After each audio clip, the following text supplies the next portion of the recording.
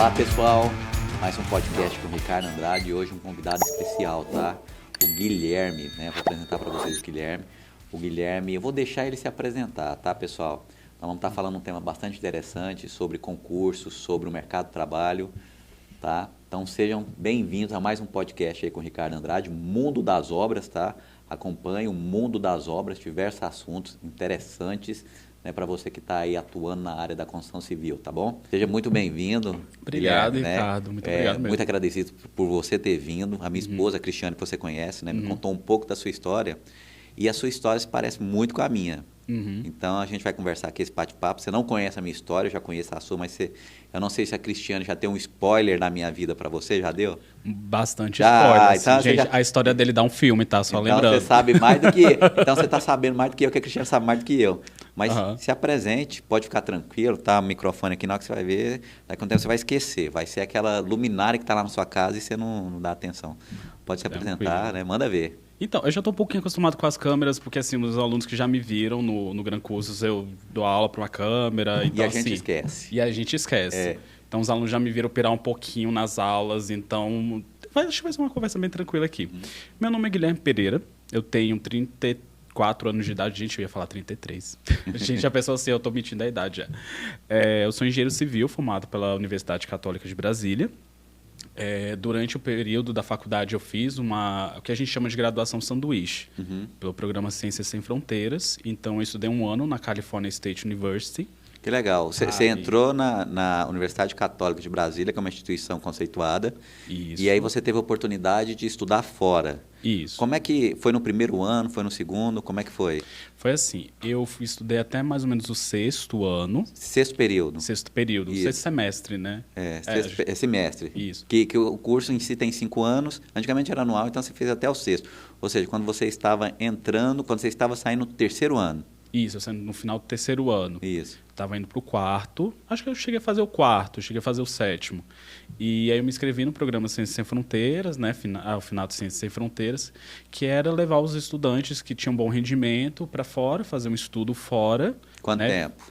Eu fiquei um ano e um mês. E quando você se inscreveu, tinha que ter o inglês fluente? Não tinha. Você aprendeu lá? Não, eu vou contar como é que foi, porque assim, neste tempo eu fazia um curso de inglês, porque era gratuito, então eu sempre fui a pessoa das bolsas, sempre corri atrás de bolsa de estudo. Eu concordo contigo, se você consegue ter gratuito, você, assim, primeira situação, se você pagar já é ruim, você tá, né? Agora, se você não tem aonde e tem condição de pagar, ótimo, mas se tá tendo essa oferta, então você aproveitou. Primeira inteligência e foi esperto pra caramba. Exatamente. Então você fez o curso de inglês que, ao meu ver ainda, eu sou mais velho que você, mas eu acho que a sua geração está muito mais preparada com o inglês do que com a minha.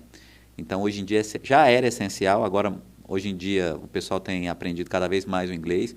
O meu filho, eu sinto que ele não tem dificuldade, para ele o inglês é normal. The book is on the table.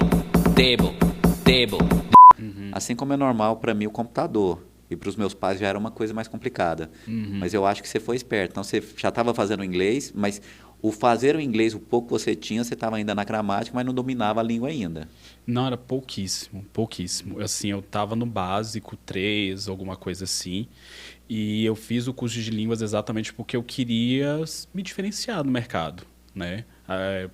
Como a gente já tinha conversado antes, eu vi realmente de uma situação um pouco mais precária em relação à economia.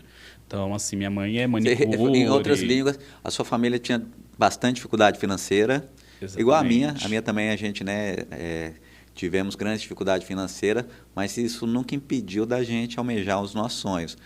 Eu não sei se você tinha um sonho já de ser engenheiro civil ou surgiu no decorrer da sua graduação, ou no decorrer dos seus estudos, mas só para te cortar um pouquinho, Guilherme, claro. Eu lembro que eu estava na 8ª série, antiga 8ª série, que hoje o pessoal chama de nono.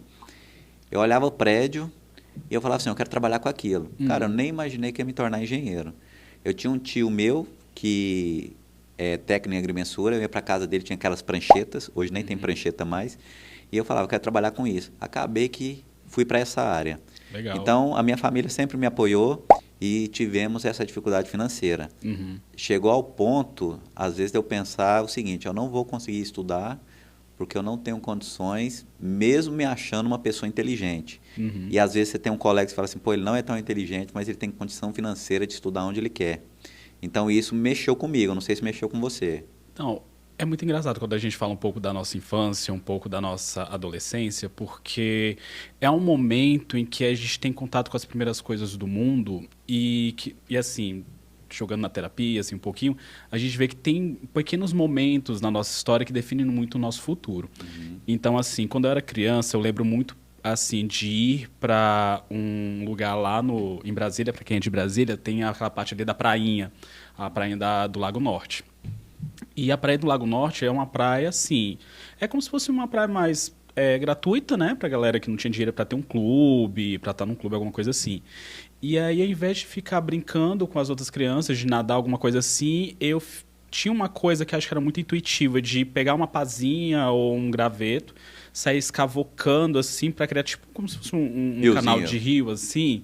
E aí eu colocava umas pedrinhas para falar assim, eu não sabia o nome na época, mas eu ficava assim, eu quero parar para fazer que nem a barragem, para fazer que nem como era na barragem do Paraná. Uma ponte, alguma coisa. Não, eu queria fazer uma barragenzinha, assim, de pedra. Porque eu gostava muito e tinha muito medo também, que era uma coisa engraçada, era a barragem do Paranoá. Então, eu morei muito tempo na cidade do Paranoá, que é uma cidade da periferia de Brasília. E para sair do Paranoá para ir para o Plano, um dos caminhos é passar por essa barragem. E essa barragem era uma coisa que sempre me interessou muito, porque eu ficava assim, gente, olha que estrutura muito louca, assim. É um negócio feito de terra, que eu já sabia que era feito, assim, de barragem de solo, e tá segurando água. Como é que se faz isso? Como é que segura e tudo mais? Então era uma coisa que sempre me fascinou muito. Chamou atenção muito. Teve esse primeiro momento de tentar fazer barragem de pedra, assim, claro que eu não conseguia, mas assim, só a tentativa de fazer isso era uma coisa que me deixava muito curioso. Tinha uma coisa também que eu gostava muito, era de fazer pequenas maquetes. Então, com 9 anos de idade, eu pegava as caixinhas de remédio da minha mãe, ela ficava... Não vou usar palavrão, tá, gente? Ela ficava fula da vida e... Ficava pip, né? Exatamente. Mas eu pegava as caixinhas de remédio da minha mãe e os livros, assim, e tentava fazer casas, assim, tipo... construir casa com os livros, fazer os móveis com caixinha de remédio. Tinha também, por exemplo, fazer umas pistas, que eu também tinha essa coisa de, não, vou fazer essa casa, mas quero fazer a pista para levar para algum lugar. Então, pegava os lápis, as canetinhas e ia construindo pistas. Eu gostava muito de brincar disso, assim. Outra coisa também que eu fazia muito era pegar um cadastro de tênis mesmo, eu jogava e caía, assim. Aí, da forma como caía, eu imaginava a pista de um autódromo. Assim, olha só como o autódromo vai fazer isso, não sei o quê. Aí eu ficava pensando, não, essa pista vai fazer assim, eu quero fazer uma curva mais assim. Ayrton! Ayrton!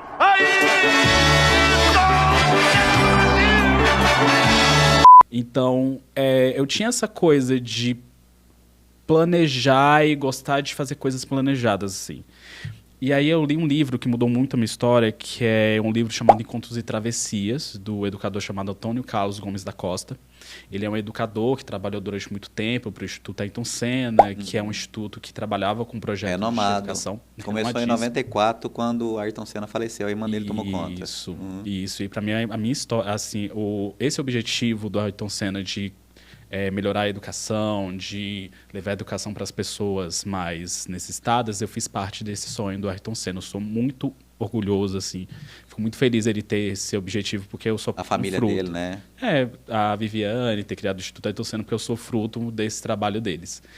E esse livro fala muito sobre a ideia de você olhar o seu passado, olhar a sua infância e entender naquela infância, cara, o que tem ali que pode dizer muito sobre o seu futuro? O que você se interessava?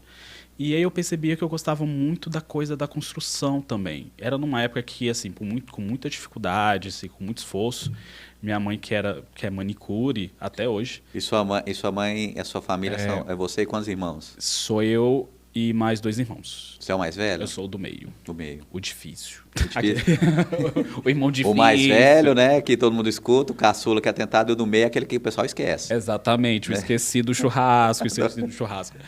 Aí, por exemplo, teve essa época que a minha mãe construiu a nossa casa. Então, eu lembro muito, assim, de ter os tijolos, ter as pessoas armando. Marcou a minha também. Eu lembro do meu pai aumentando a nossa casa, lá no Conjunto Riviera, que para quem é de Goiânia sabe o que eu estou falando.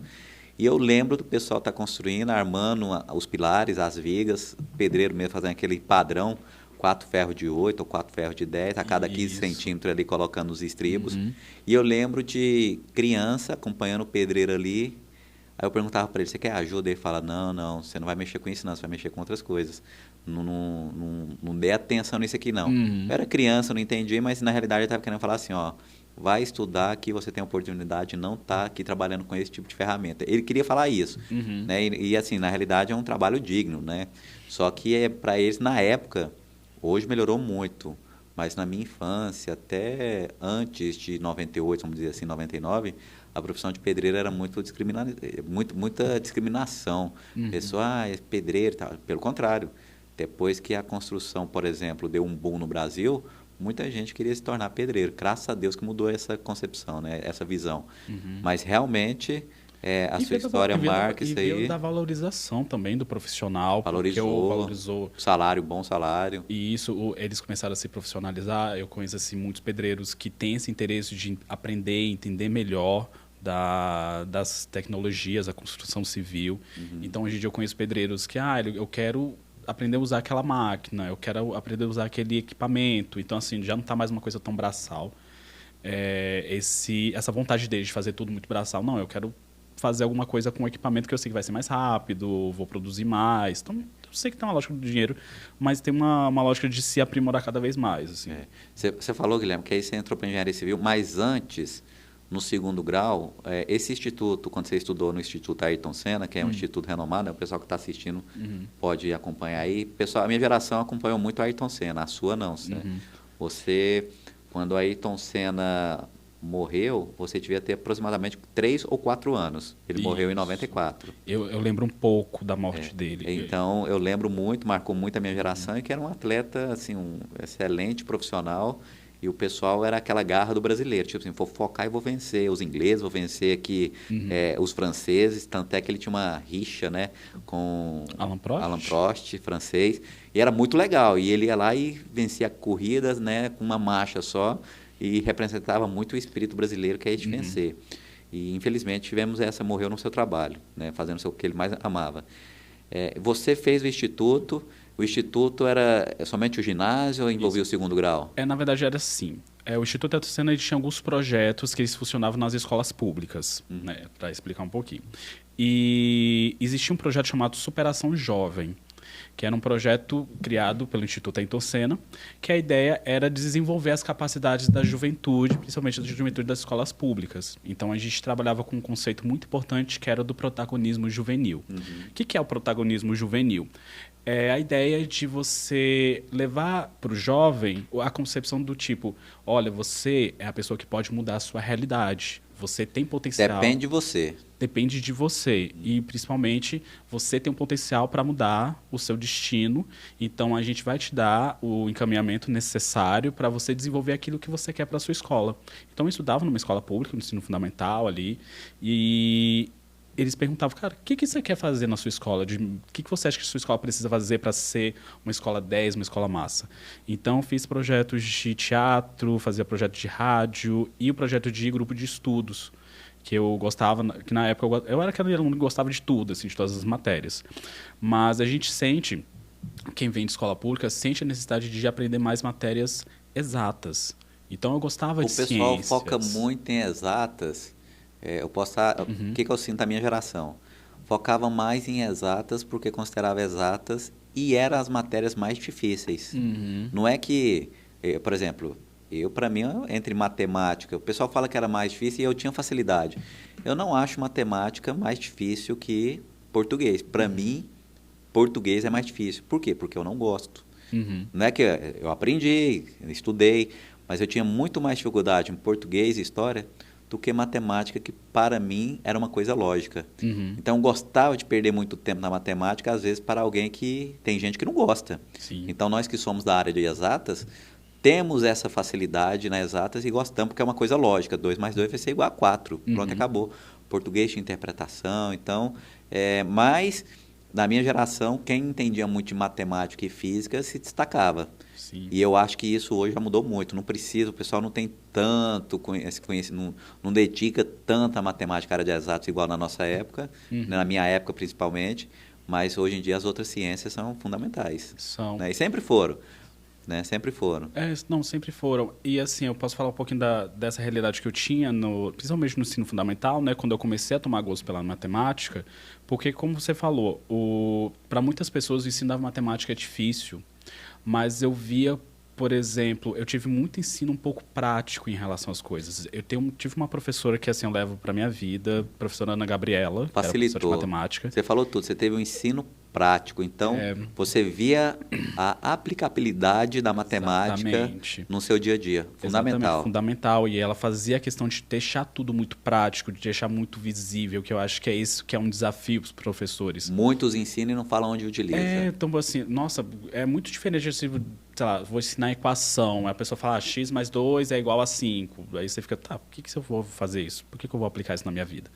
Então, a professora ela fazia muito dessas aplicações, de falar, você quer, olha, o mistério aqui, eu quero descobrir isso daqui. Então, tinha aquela coisa, olha o mistério, vamos descobrir que é um valor de X, vamos desbravar, não sei o que, para achar o valor dessa variável. E você gostou. E aí eu comecei a tomar gosto pela coisa. Então, era uma coisa também, e era uma coisa que era interessante, porque eu lia, assim, a cultura pop, só fazendo esse recorte, a cultura pop ela traz um pouco das matérias humanas com um pouco de desafio, aquela coisa meio boring, ou aquela coisa boring meio chata, assim, ou aquela coisa que não tem que prestar atenção. Então, eu via nos filmes as pessoas falando, eu não sei o quê, tem que calcular a equação, nananã, e falar como se fosse uma coisa chata. Mas para mim era uma coisa assim, pelo amor de Deus, calcula essa equação. Calcula, eu quero ver.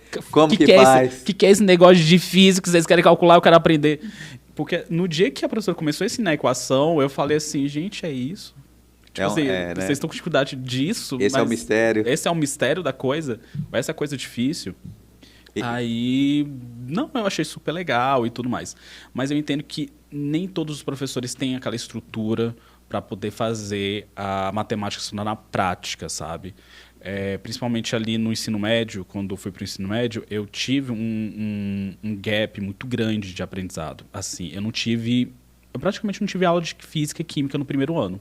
Não tive. Entendi. Isso era escola pública? Escola pública, isso aí, então, da periferia de Brasília. A deficiência do ensino público no Brasil. Você sentiu isso? Exatamente. Nossa, senti na pele, assim, de você não ter professor, sei lá, por 6 meses. E os outros 6 meses era toda uma sorte de professor que aparecia, ficava um mês e ia embora. Então, assim, Você fez segundo grau todo na escola pública? Eu fiz todo na escola pública. E aí você chegou, quando você foi prestar o vestibular, você tinha em mente engenharia civil? Isso, eu tinha em mente engenharia... Em Brasília tem diversas engenharias. Por exemplo, quando eu prestei engenharia civil, em Goiás só tinha engenharia civil e engenharia elétrica. E tinha acabado de surgir na Federal engenharia da computação. Foi no mesmo ano. Isso, desculpa, foi qual ano? Isso foi, você pode colocar aí 98, 99. Ah, tá. E eu queria saber o seguinte, por que você escolheu a civil? Foi essa questão da infância que fez arremeter a isso, sendo que tinha outras engenharias também? Então... Tem mecânica, elétrica, em Brasília tem. Em Goiânia tinha essa deficiência. E por que você escolheu? Por que você falou, eu quero fazer a civil? Então... É uma boa pergunta.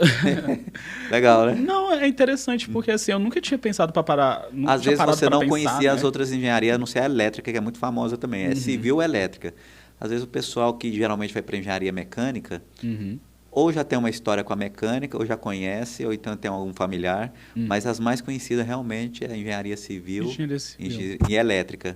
Ou então, moda na época, o pessoal falava muito que eram... Os dois, mecatrônica, que é uma engenharia. Não, e mecatrônica também era, acho que eu lembro que era uma coisa assim, nossa, eu vou fazer mecatrônica porque eu vou construir robô e vou, sei lá, fazer um transformer e não sei o quê e tudo mais. Eu fui para engenharia civil por conta desse histórico que eu tive, né, de lembrar dessas coisas, né? Marcou. Trouxe essa lembrança boa. E acho que na época ali, em 2008, 2007, que eu estava me formando, a gente estava chegando no boom da engenharia. Então, é aquele momento do terceiro ano que você está assim, para onde você vai? O que você vai fazer da sua vida? Não sei o que e tudo mais. Então, já escutava as primeiras notícias de, olha, tá tendo mercado para construção civil, Tava tá precisando mesmo. de engenheiros, tá tendo um gap muito grande e tudo mais. Mas você foi para E aí? engenharia pensando no mercado de trabalho ou você foi para engenharia porque eu quero ser engenheiro ou foi as duas coisas? Um pouco dos dois. Era uma coisa que eu já tinha decidido no segundo ano, mesmo não sabendo do boom e da falta de engenheiros, eu sentia que eu queria ir para engenharia. Porque realmente eu queria aprofundar mais, e eu lembrar dessa coisa de construir casas, enfim. E eu não me achava tão bom também para ser arquiteto também, porque tinha que ter um talento para desenho que realmente eu não tinha.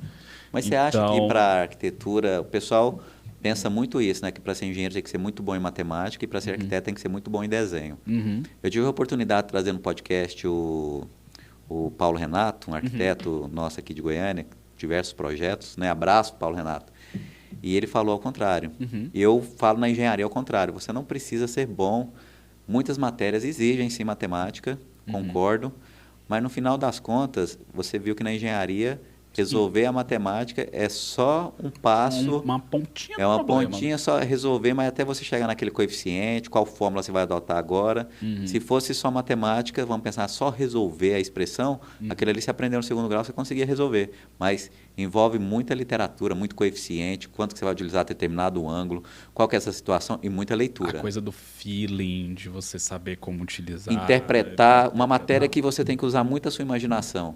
No meu caso, mecânica dos solos. Índice de vazios, por água, calcular. Então chamou muita atenção. Para mim, contar um pouco da minha história, era muito complicado se tornar um engenheiro, porque a minha família via o engenheiro como o cargo, ou o profissional.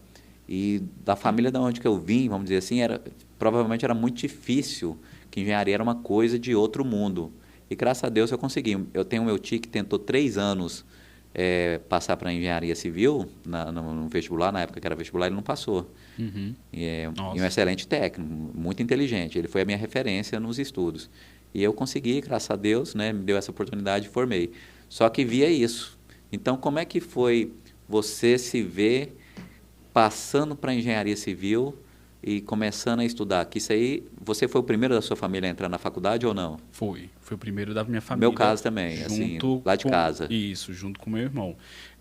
Para mim foi um desafio muito grande entrar para a engenharia, porque como a gente veio de um lugar muito pobre, principalmente quando eu vim da periferia de Brasília, naquela época não se acreditava que as pessoas pudessem fazer faculdade. Entendi. Eu lembro do meu professor de matemática no 3º ano falando que assim, eu vou terminar aqui minhas aulas com vocês no final do ano, daqui a 2 anos encontro vocês no caixa de supermercado. Tipo, vocês vão estar me atendendo. Ele falou esse tipo de coisa. Não, mas que aí é desanimador, é professor... Não, assim, aí é uma coisa... Enfim, aí a gente pode ir para toda uma questão. Mas você não sabe se ele está querendo desanimar ou se ele estava querendo pôr um gás. Depende do contexto, né? Depende do contexto. Para mim, deu gás, porque falei, eu vou calar a boca desse cara.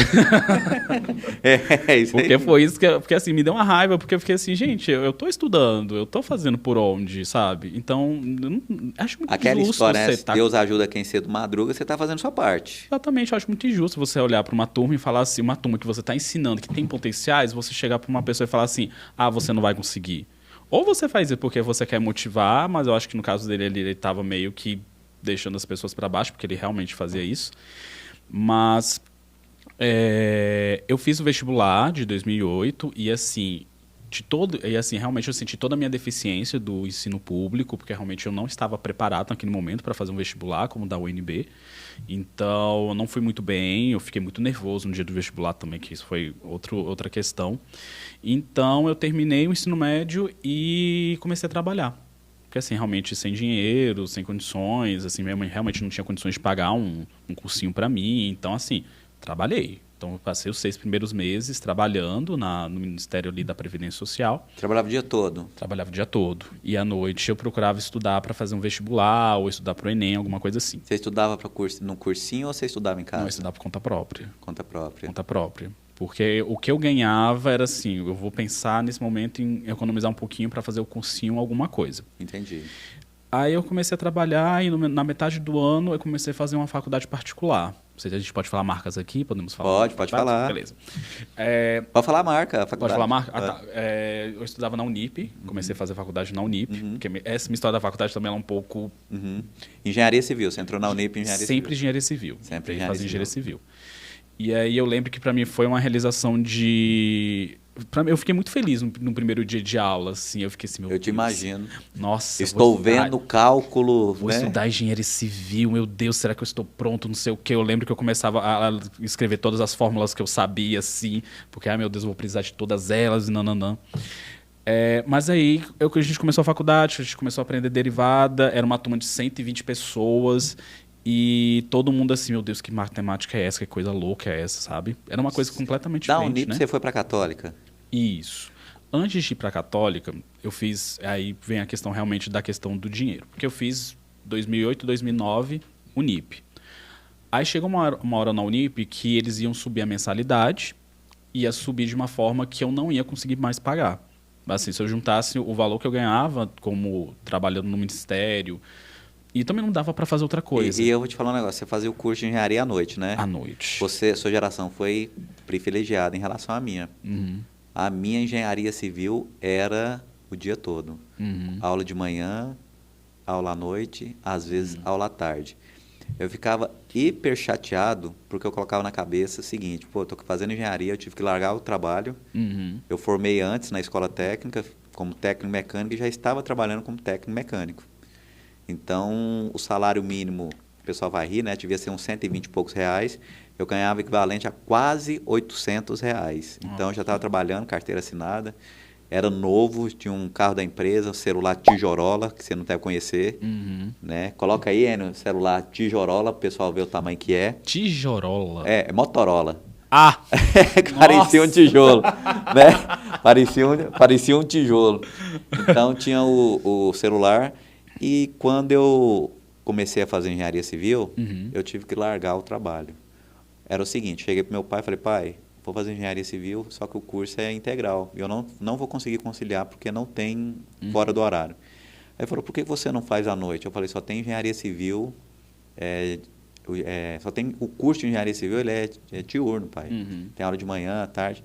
E meu pai falou para mim assim, ó, meu filho, você vai ficar sem dinheiro. Né, mas um lugar para você dormir, comida, você sempre vai ter aqui em casa. Aí eu lembro que eu olhei para meu pai e falei assim, pai, a vida toda eu quebrado, mas 5 anos eu aguento. Logo no Se a gente primeiro... já está quebrado a vida inteira, o que é 5 anos da que é nossa 5 vida, anos, né? Pai, que eu tô querendo... Mas assim, meu pai foi um parceiraço nesse ponto aí. Eu lembro que eu estudava tanto, porque como eu trabalho desde os 14 anos, como Projove, não sei se já ouviu falar de Projove, aqueles meninos que órgão público carrega processo. Ah, sim, né? sim. Então carrega processo e eu, assim, eu acho que eu carregava pouco processo, que eu ficava mais no computador, que logo eu aprendi Word, Excel e tudo, os colegas carregavam e eu ficava fazendo as coisas ali, editando um texto e tudo na parte jurídica ali do Departamento de Estrada e Rodagem de Goiás. Então eu tive essa oportunidade e foi ali que eu falei, eu vou ser engenheiro também, porque eu vi o pessoal, os melhores salários eram dos engenheiros, o departamento já era voltado para aquilo, Departamento de Estradas e Rodagem de Goiás. Então acabou interferindo na minha trajetória, né, rumo. Mas você teve o curso noturno. Então, foi até legal que você poderia trabalhar para pagar o seu curso. Né? Eu sei que é difícil, mas você teve essa oportunidade, eu não tive. Mas, e aí? Aí você foi e mudou para... A gente se abraça. Aí você foi e mudou para a Católica de Brasília. Isso. Antes de ir para a Católica de Brasília, eu fiz... Assim, realmente não tinha dinheiro para pagar e tal, tudo mais. E aí é engraçado como a vida ela traz umas coisas loucas pra gente. Teve o Enem de 2019. E eu fiz esse Enem e tirei uma nota, assim, tipo, 700 com 900 da redação. E aí, pra mim, 700 com 900 da redação era uma nota ruim. Aí eu não sabia o poder dessa nota da época. A redação, parece que, assim, eu não sou mais velho, eu não cheguei a pegar o Enem. A redação, a nota máxima é quanto? É 1.000. Então, você foi muito bem na redação. Então, E é o que determina hoje em dia, né? Uma boa escrita. Uma boa escrita. A ideia, né? Desenvolver. Então, isso. Aí no ProUni, nesse ProUni de 2010, eu não achava que minha nota era boa, me inscrevi para Brasília, não consegui passar. Aí eu vi que tinha uma nota boa, porque os meus resultados com os cursos que eu coloquei lá aleatórios foram em primeiro lugar. Aí eu falei, não, minha nota é boa, eu posso conseguir. Aí não tinha mais vaga para Brasília na segunda chamada, mas tinha vaga para engenharia civil aqui na PUC Goiás. Aí me inscrevi para a ProUni aqui, para a PUC Goiás. Certo. E aí passei e vim estudar aqui. Fiz um semestre de PUC. Entendi. Aí no semestre da PUC, para mim foi importante porque... PUC Goiás. PUC Goiás. Você Área conseguiu 3. Área 3. Então, meu ProUni foi para cá. Aí, então, eu mudei, saí do meu emprego, vim para cá, fiquei 6 meses aqui, né, de seguro-desemprego. Quando você veio, você morou com quem? Eu morei 2 meses na casa de um pastor chamado Djalma. Não Legal. lembro o nome dele, chamado pastor. Depois eu fui para casa do estudante universitário, Céu 2. Da Católica? Da Católica. Que legal. né? Aquela casa do estudante que vai atrás, Eu né? conheço a casa estudante da Federal, mas eu sei que da Católica é melhor, mais organizado. Ou não? Você Não sei. Você não conhece a do da Federal, não? Da Federal não conheço. Eu sei que na Católica o céu era assim. A gente Do tinha lado da uma- medicina? É ali do lado da área 4. Então eu sei que tinha uma organização de hoje tais pessoas vão limpar a sala, tais pessoas vão limpar o andar tal, assim. Tinha essa Você organização. não pagava nada lá? Nada. E a refeição? Como é que você se manteve aqui? Seguro-desemprego. Te manteve 6 meses aqui, você Manteve conseguiu? aqui de Você seguro-desemprego. juntou dinheiro e mandava. assim, Exatamente. Não, legal. o dinheiro que eu conseguia de seguro-desemprego, que eu recebi da rescisão, Da eu sua fui refeição. assim, ó, Certinho? regradinho, bonitinho, não fazia nada demais, não ostentava. Porque assim, eu nunca fui de ostentar muito, assim, de gastar muito. A gente é tipo formiguinha, né? Você segura aqui que sabe que vai vir a tempestade aí, fria. Exatamente, Entendo, tá exatamente. certinho. Sempre tem aquela coisa assim, não vou gastar aqui porque eu sei que vai ter um problema lá na frente que vai me fazer gastar. Isso já é uma questão psicológica. Psicológica. que eu tento Eu resolver na eu terapia até entendo você hoje. perfeitamente. Deixa eu segurar aqui que lá na frente pode piorar. Exatamente. E você Aí eu ia todo final de semana para Brasília? Não todos os finais de semana, eu ficava aqui em Goiânia algumas vezes. Até porque eu não tinha emprego, então assim, eu não queria ficar gastando muito. Entendi. Então assim, para Brasília na época custava R$60 a ida e volta. Então R$60 em 2010, eu já pensava assim, gente, é quantos lanches, é quantos almoços, são quantas jantas. Então assim, é um dinheiro que não dava para gastar. Então eu ia, assim, para matar saudade e tal e tudo mais, mas não era sempre. Que hora que era a sua aula na Católica, só aqui de Goiânia? Eu passei para manhã. Mas Era matutino e noturno. mas eu pegava matéria à noite, pegava matéria à tarde. Porque Você lá ficou 6 meses aqui só? fiquei 6 meses. Porque assim, meu seguro-desemprego estava acabando e eu tinha que tomar uma decisão de ou eu estagiava para poder me alimentar ou eu voltava para Brasília. E aí, na época, eu sabia que Brasília estava tendo um boom, né, da construção civil, eu sabia que estava tendo muito estágio, muita oportunidade. Então, eu pensei, então acho que é mais interessante eu voltar Já para sou casa da minha mãe. estudante, vou procurar um estágio. Eu vou procurar um estágio. Não vou precisar pagar a faculdade, porque eu consegui transferir minha bolsa. Na época ainda permitia, né? O ProUni ainda Hoje não permitia. permite mais? Não permite mais. Eu acho que acho que essa vez que eu transferi foi uma das últimas, assim.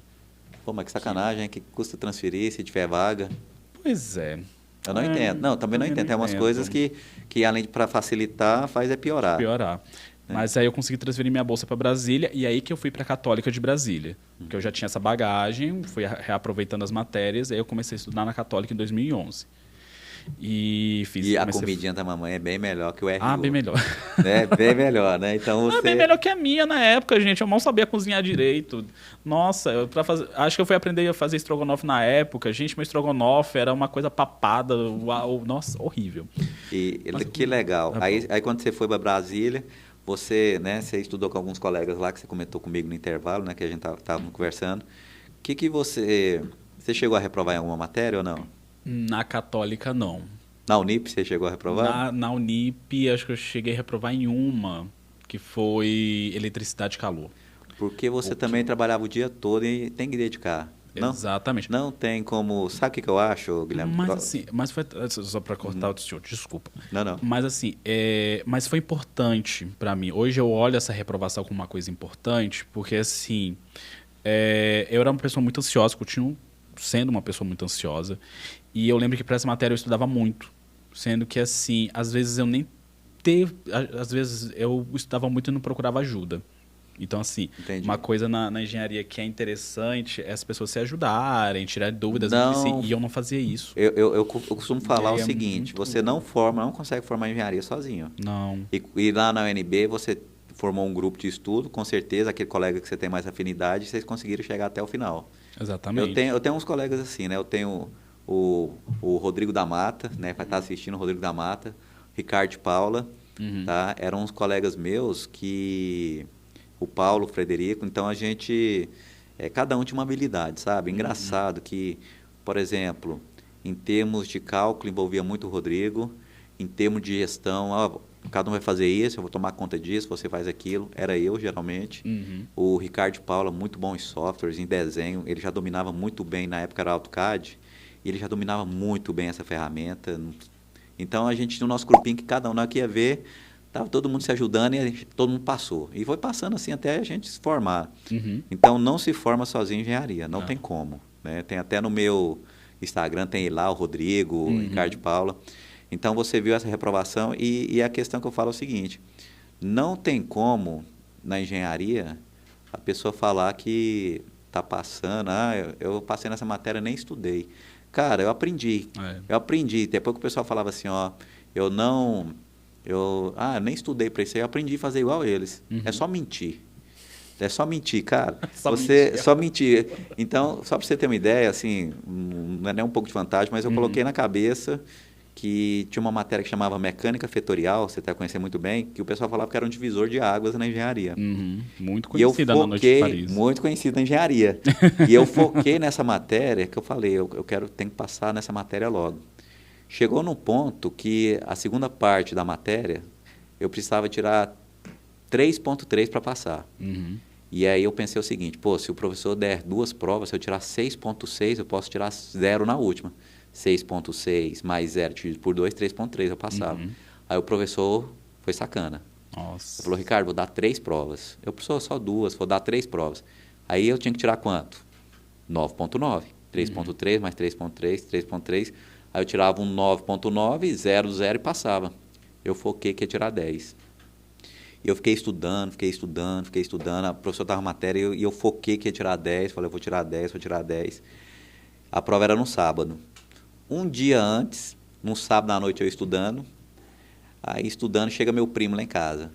João Cláudio. João Cláudio está assistindo, um grande primo, né? Um dos meus melhores amigos até hoje, né? Graças a Deus. E aí ele... Ricardinho, me chama de Ricardinho. Ricardinho, vamos na festa, vai ter a festa no Deville e tal. Aí eu falei, não vou não, tem prova amanhã, não vou. Ele ficou das 7 até 9h30 me chamando para ele, eu falei, não vou. Gente, ele ficou lá... Ficou lá. Pentelhando. Eu falei, que hora que ele vai embora, tem que terminar de estudar.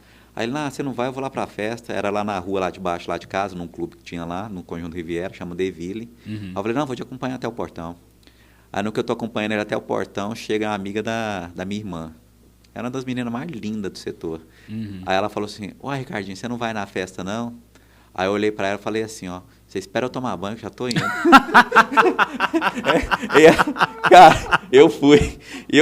Meu primo olhou para mim assim, Ele olhou assim e falou... Aí eu falei, João Cláudio, olha só. Você me convenceu, cara. Você me convenceu. Eu tomei banho e fui. Argumentos muito fortes, argumentos muito consistentes. Né? Cheguei em casa 4h30 da manhã, a prova era 9 horas. Eu acordei, era a primeira vez que meu ouvido estava assim, pim, que eu fiquei naqueles caixas de som, aquela festa, ouvido com sono, mais um sono. Só que aí eu fui para a prova assim, eu falei, posso tirar 3.3 mesmo? Cheguei lá, assim, cochilando, o pessoal chegava, Ricardo, como é que faz isso? Aí eu, não sei, com bonezinho na cabeça, que nem pintei o cabelo direito, não sei. E aí começou a prova. Começou a prova, eu fiz uma, fiz a outra, tranquilo, sabe? Colega meu cutucava, o Lúcio, deve estar assistindo, o Lúcio, aí ele olhava assim, o Lúcio, e falava assim, esse trem tá certo, Ricardo? Aí eu falei, você tá de brincadeira, né? Você tá colando, perguntando se tá certo?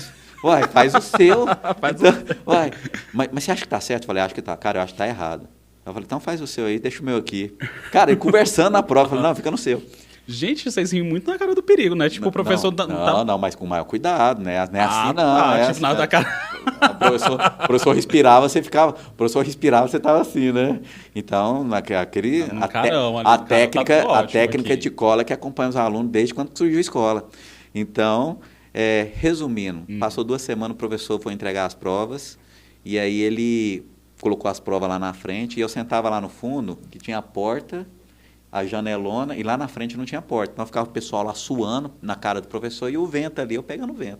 Nossa. Na hora que o professor chegou, colocou as provas na mesa assim, o pessoal olhava para a prova e olhava para mim lá no fundo. Aí eu lembro que eu estava assim, né? Aí eu falei assim, essa matéria era à tarde.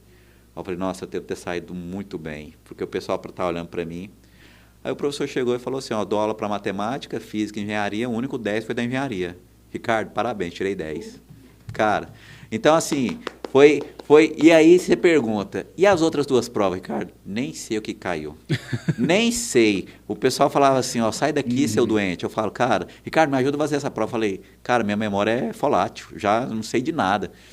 Que eu não sou de guardar. Eu estudava e fazia aquilo. Saiu bem, eliminou. Mas aí, então só contando, e aí, essa história toda é para quê? Uma colega minha que hoje é doutora, a Ana Carolina, ela está assistindo, ela dá aula no IF Jataí, Federal de Jataí, o UFG de Jataí, e ela falava assim, ó, como é que pode? Ricardo, cachaceiro, chegou aí com ressaca, como é que ele tira um 10 assim, né? Ela falava desse jeito. Aí eu olhava para ela, tava ela, as meninas, né, ali da turma, aí eu olhava para ela e falava assim, ó, vocês estudar para essa matéria? Matérias... Não acredito que vocês perderam tempo estudando para isso, uma matéria simples dessa. Resumindo, eu estava estudando desde quando o professor começou a falar na matéria. Então, aprendi a mentir. Não estudei, não. Isso é uma ótima... Então, cara, isso é um ótimo truque. Conheço muitas pessoas que já estudaram comigo fazer esse truque. A pessoa fica indignada. Não, eu tenho uma amiga... Ela vai ficar muito irritada. Núbia, eu vou falar sobre você agora. A Núbia é uma grande colega, principalmente agora no tempo da Católica, assim, no final. E ela é uma pessoa muito ansiosa. Ela é aquela pessoa que tá assim, ai meu Deus, eu vou reprovar. Ai meu Deus, eu não vou conseguir. Ai meu Deus, eu vou estudar pra essa prova. Eu não consigo. Guilherme, eu não consigo. Fulano, não consigo. E a gente assim, não, Núbia, você falou que ela é ansiosa? Muito ansiosa. Eu tenho um amigo que é ansioso, que ele foi fazer uma terapia, tinha uma reunião marcada, ele chegou um dia antes, aí chegou um dia antes e falou assim, ó, eu vim pra reunião, né, eu sou terapia dos ansiosos, falou, ó, semana que vem. Ah, desculpa. Não, mas pode entrar, todo mundo já chegou. Então, mais ou menos assim. É nesse nível. E por que a gente tinha muito... Por que a gente tinha muito indignado com a Núbia?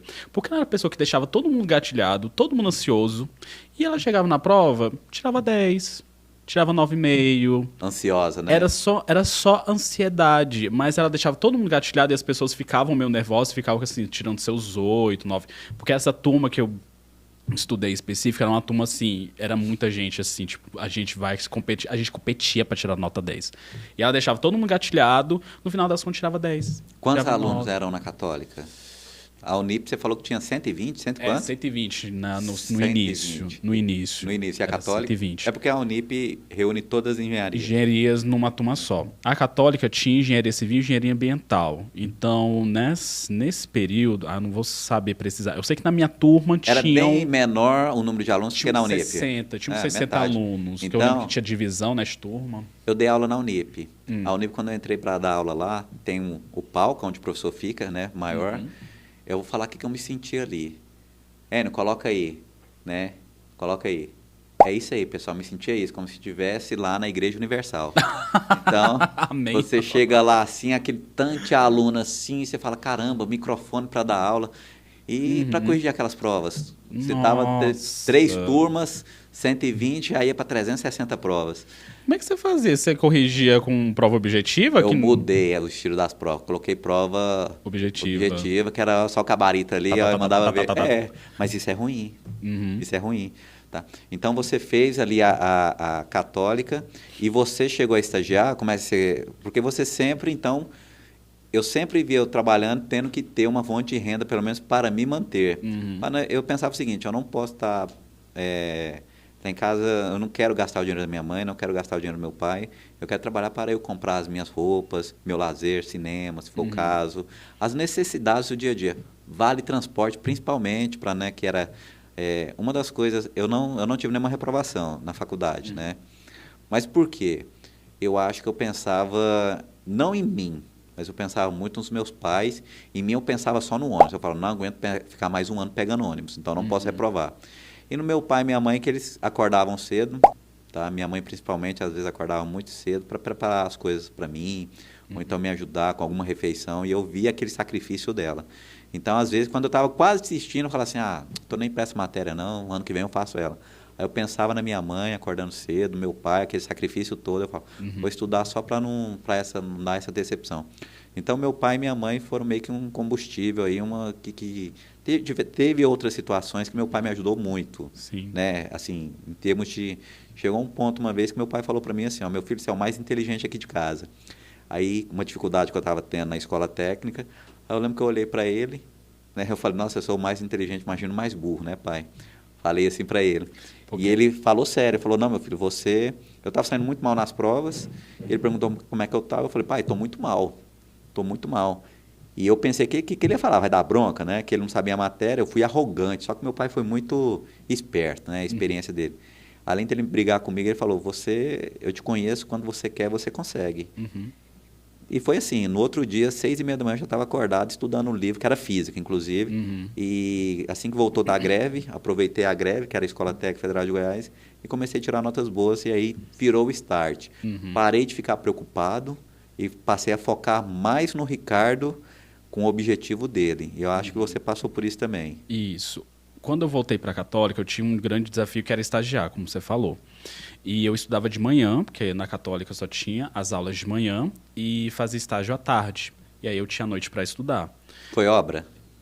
Nesse início eu estagiava com software, que era o AutoCAD Civil. Para quem conhece, o AutoCAD Civil é um software da Autodesk que trabalha com infraestrutura. Então eu aprendi a mexer no estágio, você aprendeu a mexer no estágio? Um pouco no estágio e um pouco sozinho. Entendi. Eu fiz um curso, né? Porque a ProSystems, a empresa do seu Lorival, obrigado, seu Lorival maravilhoso, ele me deu um curso. Né? Seu Lorival fez parte. Fez parte, porque ele me chamou... Porque assim, eu já tenho um tempinho assim, para contar essa entrevista de emprego, porque assim, nessa entrevista de emprego para entrar nessa empresa, eu tinha que mostrar que sabia mexer no AutoCAD. E eu não sabia nada. Eu não sabia nem que era AutoCAD, assim, de tão... Que é isso? Que é isso, AutoCAD? Aí eles me deram umas fichas, assim, tipo uns roteirinhos de como mexer no AutoCAD. Eu fui para casa, estudei, fiquei uma semana estudando. E aí, quando eu fiz a entrevista de emprego, era para dar uma aula dessas duas funcionalidades, que acho que era fazer círculo e fazer o chanfro. E eu expliquei, e aí eles falaram assim, você sabe mexer no AutoCAD? Aí eu falei, não, eu aprendi só para fazer a entrevista. Aí eles falaram assim, você explica como se você mexesse no AutoCAD há muitos anos, porque assim foi muito natural. Você percebeu que você tinha um dom para ministrar, até assim, você conseguiu estudar e transmitir. Conhecimento e mexer no software, porque o software para mim, assim, no início foi um pouco desafiante, mas você tá ali seguindo o roteiro, então para mim é coisa da lógica, sabe? Não, beleza, eu tô seguindo o roteiro, se segue o roteiro, tá tudo certo, o que vai dar errado? Então, eu segui o roteiro bonitinho, direitinho, e acho que eles tinham os outros candidatos que tinham experiência com o AutoCAD. E eu fui chamado. Que legal. Porque eles olharam assim, não, a gente te vê como um potencial, porque assim, se você não sabe nada de AutoCAD, você soube fazer isso, então você sabe fazer mais coisas. Então, eu fiz um curso de AutoCAD Civil durante 2 semanas, e depois eu trabalhei para fazer um suporte técnico desse software. Eles pagaram o curso para você? Ou... Não, o curso é deles. Legal. Porque o ProSystems, além de fazer assistência técnica, eles tinham os cursos voltados para as ferramentas da Autodesk. Na época era AutoCAD Map, AutoCAD Civil e AutoCAD 2D e 3D. Então, fiz o curso de AutoCAD Civil, trabalhei com eles como suporte técnico, ali um pouco mais de 1 ano. E o que acontecia? Eu chegava em casa muito cansado. E aí, esse primeiro semestre na Católica... Você chegava, a aula era de manhã ou você trabalhava à tarde? Isso. Era um estágio bom, que era um estágio de meio período, que hoje em dia o pessoal está exigindo estágio o dia todo. Eu exatamente. Acho isso foda, viu? Quando pi, né? Acho esse pi foda, porque realmente é muito cansativo. E ainda mais na construção civil, para a galera que trabalha em obras, que você vai ficar em pé, você vai ficar correndo de um lado para o outro, assim, sua cabeça depois... Assim, dar aula para os alunos que estagiam em obra é um desafio. Porque eu sei que, assim, eles querem estar ali, eles querem aprender, mas eles estão muito cansados. Você estudava de manhã e à tarde para o estágio? Isso. Onde você almoçava? Eu almoçava na Católica ou eu levava comida de casa. E o que eu fazia? Eu pegava a comida do dia anterior, que minha mãe fazia. Colocar na panelinha? Não. Eu pegava a comida, botava na marmitinha e congelava. Legal. Aí, no dia seguinte, eu pegava da geladeira, botava na mochila e ia pra faculdade. Porque eu ficava assim, essa comida vai esquentar... Assim, minha mochila vai ficar quente. Então, assim, vai descongelando ao longo do tempo, mas não descongelando ao ponto de estragar. Aí eu chegava no estágio, ela já estava, assim, fria, mas, assim, não estava estragada. Aí eu botava, descongelava e comia. No segundo grau, quando eu comecei a trabalhar, minha mãe acordava às 5 horas da manhã e fazia a comida. Nossa. Né? Então, eu preparava e ia trabalhar, começava a trabalhar de manhã e o curso era à tarde. E o curso era à tarde. E depois mudou. Quando eu comecei, aí o primeiro ano era à tarde. Quando eu fui para o segundo ano, o curso era de manhã. Aí estava tempo de eu ir em casa, almoçava rapidão e já pegava o ônibus para ir para o trabalho. Então, assim, essa também é uma parte da família. Então, você trabalhou quanto tempo lá, Guilherme, nessa empresa? Eu trabalhei 1 ano na ProSystems, aí depois eu passei no processo seletivo para trabalhar no Senado Federal. Teve um processo seletivo? Teve um processo seletivo. Mas esse processo seletivo foi trabalhar na área da engenharia? Isso. Trabalhar na que a gente chamava de coaro na época. Era a coordenação de administração das residências oficiais. Era melhor o salário? Era melhor o salário, era menos tempo, porque eram 4 horas. Nossa, melhorou muito. E era muito. em obra. Era para fazer acompanhamento de obras das residências oficiais dos senadores. Então, eu trabalhei com acompanhamento de obra. Como é que é a residência dos senadores? Muito assim... varia muito, assim, porque o que acontecia? A gente trabalhava num setor que fazia reforma desses apartamentos. Então, você tem Como um é que chama layout... esses apartamentos lá em Brasília? São os apartamentos funcionais. Funcionais. Eles ficam ali na 309 Sul. Tem 3 blocos para os senadores. E eles são para os senadores que não são de Brasília, vão para lá morar, né? Eles têm São direitos. Pequenos? Não, enormes. Enorme, né? Enormes O pessoal assim. deve estar assistindo aqui, né? Ai. Como é que vive os senadores lá? Então, curioso, né? Geralmente Nossa, são enormes. a incrível vida dos senadores de Brasília nas suas residências. A sala, eu lembro que era tipo 11 por 5, 11 por 6, uma coisa assim. Nossa. Era assim, a sala, acho que era 66 quase, metros, você era falou quase 11 minha por 6. casa. Era quase minha casa na época, assim. Não, uma sala desse tamanho, você tem que ter uma motinha elétrica lá, alguma coisa para atravessar do outro lado. Nossa, gente, era assim uma sala imensa. Aí, às vezes tinha... Coloca a motinha elétrica aí, Enio, atravessando aí a sala do senador. Sabe a sala da Ana Hickman? Sabe aquela... Não sei se você conhece a Ana Hickman, Não, apresentadora. Ana Hickman, A sala da conheço. Ana Hickman ali. É a sala dos senadores, sabe? E aí, eles tinham direito a essa reforma, porque tinha que renovar, né? Às vezes eram coisas muito antigas. E eles Mas também- era só em época de... quando um novo senador ia assumir? Como é que funciona? Ou quando o senador ia assumir... É de 2 em 2 anos ou de 4 em 4 anos? 4 anos. Ou quando o novo senador assumia, ou quando o senador ele não queria mais morar num apartamento dele e queria morar no Senado. Então, ele tinha essa opção de ter um apartamento para ele.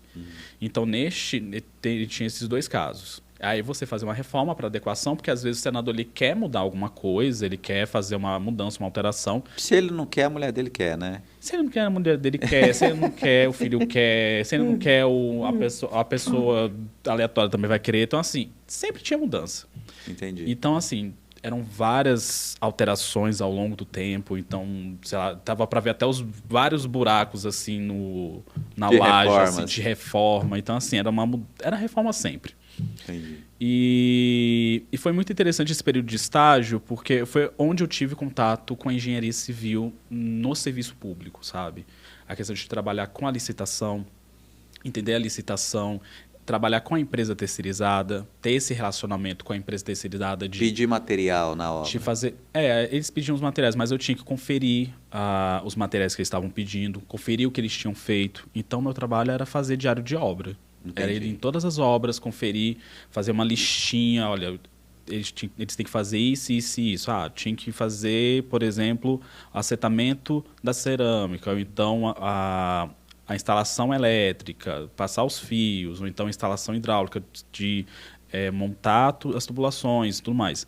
Então, eu ia conferindo isso todo dia, se eles já tinham feito, se não tinham feito, por que não tinha feito, qual era a justificativa. Então, tinha que fazer o diário de obra. Para entregar no prazo. Para entregar no prazo e para a gente ter aquela comparação, né? Por exemplo, no caso, a gente que era o contratante, né? A gente estava contratando, a gente tinha que ter um relatório do que tinha feito e comparar com o diário de obra deles, para ver se as informações casavam. Porque, por exemplo, eles podiam falar que fizeram não sei quantas coisas no dia, sendo que não estava feito. Acontecia muito, Entendi. quando não tinha fiscalização. E né? você ficou quanto tempo nessa empresa? Eu fiquei no Senado até julho de 2013, que foi quando eu passei, né, no Ciências Sem Fronteiras, e eu fui fazer intercâmbio. Esse intercâmbio, né, que você passou e você Isso. foi. Como é que foi, por exemplo, quando você passou? Tinha algum custo para você lá? Como assim? Custo, você passou. Aí eu falo, ó, você vai para lá, né? Você vai ter que pagar alojamento, onde você vai ficar? Nos Estados Unidos? Foi nos Estados Unidos? Isso. Aonde? Foi em Los Angeles. Los Angeles. Você vai para lá, você vai estudar na faculdade X, não sei, é um intercâmbio de um ano geralmente, que geralmente vem um americano para cá e você foi para lá. E lá você ficou aonde? Eu fiquei na Cal State, na California State University. Eles têm um próprio alojamento e tudo mais. Foi até engraçado quando eu passei nesse intercâmbio, porque na minha cabeça eu ia para Nova York. Não sei por que eu botei na minha cabeça que eu ia para Nova York. Porque eu falei, não, vou para Nova York, vai ser legal, não sei o quê. Aí quando eu vi nos meus termos lá de se eu concordava de ir para o intercâmbio, eu vi assim, Los Angeles. Aí eu fiquei, Los Angeles? Ah, não. Ah, não, Eu já fiz, tá... não, vou para Los Angeles. Passagem, foi tudo pago Tudo pago por mim. Não, tudo pago por mim não. Tudo pago pelo governo. O governo que pagou Legal. tudo isso. Tinha bolsa mensal? Tinha bolsa mensal, a gente recebia... Era $300 por mês. Mas a gente recebia uma ajuda de custo porque Los Angeles é uma cidade de alto custo. É uma Certo. cidade muito cara. Então a gente ganhava mais 400. Ou seja, se mantinha lá. Se mantinha lá com $700 por mês. $700 por mês é tranquilo, dá para se manter. Ficou e só foram quantos brasileiros? Você tinha contato com os brasileiros lá? Inicialmente eu fui com mais 2 brasileiras, com a Brasília? Débora... Não, elas são de Minas Gerais, que era a Débora Cardoso e a Camila... esqueci o sobrenome dela, desculpa, Camila Moraes. Eu fui com elas, então foram os 3 selecionados para ir para essa faculdade. E aí a gente fez um curso de línguas durante 2 meses, porque nosso inglês não era tão bom. Depois estudamos na faculdade mesmo. Aí era inglês na faculdade. E era inglês. Você não Assim, boiou não? Porque é pouco tempo. não, assim, é porque o legal de você ir para o intercâmbio é você fazer esse primeiro contato com a língua para você conhecer as estruturas básicas e tudo mais. Então, como a gente já tinha estudado alguma coisa, e você tem que ter contato com a língua o tempo todo, então você vai aprendendo ali aos poucos o básico para você se virar. Entendi. Então, assim, não é que eu era super fluente. Você não mas- passava fome. não passava fome e eu conseguia interagir bem com as pessoas. Porque assim, quando você está aprendendo inglês, você tem que se jogar. Fala assim, tem que falar errado mesmo, tenta falar, as pessoas vão te corrigir, porque só assim você aprende. É só Você foi igual uma história do papagaio que eu conheço. Vou te contar, pode? Pode, claro. Era o seguinte, tinha um prédio pegando fogo, o prédio estava pegando fogo, e aí, né, chamou os corpos de bombeiro, e aí pegando fogo, aí a dona do papagaio sempre ensinava, quando batia na porta, o papagaio falava, quem é? Né? Aí batia, quem é? O papagaio aprendeu. Aí começou a pegar fogo, os bombeiros salvando todo mundo, batia na porta lá, o papagaio, quem é? É o bombeiro, abre a porta. Aí pegando fogo, batia na porta, quem é? É o bombeiro, abre a porta. E nisso ficou, aí chegou o comandante, né? Falou, vambora, vai pegar fogo, isso aqui que vocês estão fazendo? Ó, tem uma senhora aí, a gente fica batendo na porta, ela fica perguntando quem é. Aí o comandante foi, bateu na porta e falou, quem tá aí? Aí do outro lado, é o bombeiro, abre a porta. Ou seja, o papagaio se virou, né? Ia morrer, aprender a falar outra língua. Então, muito legal essa história. Então, você foi... E você não... Aí vamos começar nessa história, né? De concursos que você... Isso. Né, você voltou, terminou o seu curso. Quando você voltou, você continuou estagiando ou não? Como assim? Quando eu vou ter Você voltou, você foi para o intercâmbio. Uhum. Você ficou 1 ano lá exatamente. Isso. Depois eu vou fazer outra pergunta sobre o intercâmbio. Mas quando você ficou 1 ano, você voltou para cá. Isso, voltei para o Brasil. Quando você volta para cá, você continua no mesmo ano que você ficou parado? Eu voltei para o 8º. Quando você foi, você estava no 8º. Quando eu fui, eu tinha terminado o 7º semestre. Aí eu tinha terminado o 7º semestre. Você ficou 1 ano lá, você voltou e ficou exatamente onde você estava. Você não evoluiu nada aqui. Porque eu não conseguia Eu falo que você não aproveitar... evoluiu, mas você aprendeu muita coisa indo para fora. Isso aí é Sim. indiscutível. Sim, só para fazer esse parênteses, a gente aprende muito no intercâmbio a forma como, por exemplo, um outro país pensa em engenharia. E é muito interessante a forma como a gente aprende, como eles pensam, por exemplo, concreto, como eles pensam a estrutura metálica. Então, assim, eu ficava muito indignado na faculdade, porque eles tratavam o concreto como se fosse um material secundário, assim, tipo, para que vocês vão aprender concreto? Legal, Lá estrutura metálica. você está falando dos Estados Unidos? Lá nos Estados Unidos. Eu discordo. Assim, Nossa, eu porque eles concordo olham contigo. concreto, assim, porque... Não, é porque assim, eles falavam assim, não, vocês vão aprender a matéria de concreto, mas assim, a gente... Tipo, o legal vai ser estrutura metálica, para a realidade deles. E eu, assim, era muito time concreto, assim, não, vamos aprender concreto, porque concreto é um material que é muito usado no Brasil, não sei o que e tudo mais. O concreto é em evolução. Só para Pois você é. ter ideia, Guilherme, E aí tem eles são- estudo que a tendência é ter concreto, material cimentício, em que você tem cada vez menos clinker. Então está em Olha aí. estudo isso o pessoal fala muito essa questão em questão de sustentabilidade. Né? Não tem como a durabilidade não andar em parceria com a sustentabilidade, mãos dadas. Então um faz parte do outro, não tem como você andar separado. E o pessoal está tendo muito estudo, né? O pessoal que está assistindo aqui, que é da área de engenharia civil, sabe o que a gente está falando? Clinker, que é a matéria-prima ali do cimento. Então o pessoal está querendo cada vez mais ter menos clinker. Então se você tem menos clinker, você vai ter menos, por exemplo, essa questão aí de algumas eflorescências, por exemplo, essas manifestações patológicas você não vai ter. Em compensação, você deixa desprotegido a armadura, que uma vez que o meio, né, a ferragem, ela só funciona no concreto armado porque ela está no meio básico. Quando não está no meio básico, inicia-se o processo de corrosão. Mas isso, assim, está em discussão. Mas, assim, para mim, o concreto ainda tem muito a evoluir. Não, mas assim, a realidade eu coisa que entendo. A estrutura metálica é muito exatamente. rápido. É muito tá? rápido. Mas o concreto não vai ficar para trás, não. Não vai ficar para trás. Ainda mais porque tem uma coisa que eu adoro estudar, e é uma coisa que eu gostaria muito de estudar, é concreto autocurável, sabe? Tem, o concreto tá tendo. que tem as substâncias e você tem os micro-organismos que fazem ele O se pessoal fala que autocurar. coloca uma bactéria que você consegue constituir as fissuras, trincas. Tem uma das bactérias que existem em pesquisa é a Escherichia coli, sabe? Então, cara, é uma bactéria que vai fazer ali a formação do cálcio para poder curar o concreto. Gente, como é que você fala que o concreto não é importante? Não. E uma E curiosidade, assim, você sabe quando foi criado o concreto? Assim, o concreto, vamos lá. Primeiro, concreto como a gente olha o hoje. concreto sem ser armado. O concreto... Não, o concreto material das misturas. Isso. Sabe essa curiosidade? Nossa, eu sei que é muito antigo. 1848. Então, eu falo assim, 1700. Nossa, E o cimento, 1824, se eu não me engano, pelo Aspen, né, que criou o concreto, colocou o nome de o cimento e colocou o nome de cimento Portland por causa das ilhas de Portland que tem aquela rocha. Só curiosidade, tá? Não, muito legal. Bem maravilhoso. Mas sim. E aí você voltar, aí você voltou, continua a sua história, para você fechar. Você estudou, você ficou indignado. Eu fiquei indignado, porque assim, eu entendo que dentro da realidade em Los Angeles, é uma cidade que tem uma placa tectônica passando por ali. Então, por exemplo, é um lugar de muito terremoto. Pode ter terremotos muito grandes. Então, eles entendem a estrutura metálica como uma estrutura que vai suportar melhor essas solicitações do que o concreto. Que geralmente suporta mais exatamente, questão tanto rígida, que as né? estruturas vitais, como hospitais, algumas estruturas como shoppings, alguma coisa assim, são feitas de estruturas metálicas, porque a ideia é manter esses espaços erguidos numa situação de catástrofe. Que foi uma das coisas também mais legais que eu estudei, que foi o design sísmico. Entender como eles projetam estruturas para aguentar design sísmico. Você falando de questão de terremotos aí, abalos sísmicos, você sabe qual é o único país do mundo que não tem terremoto? A gente.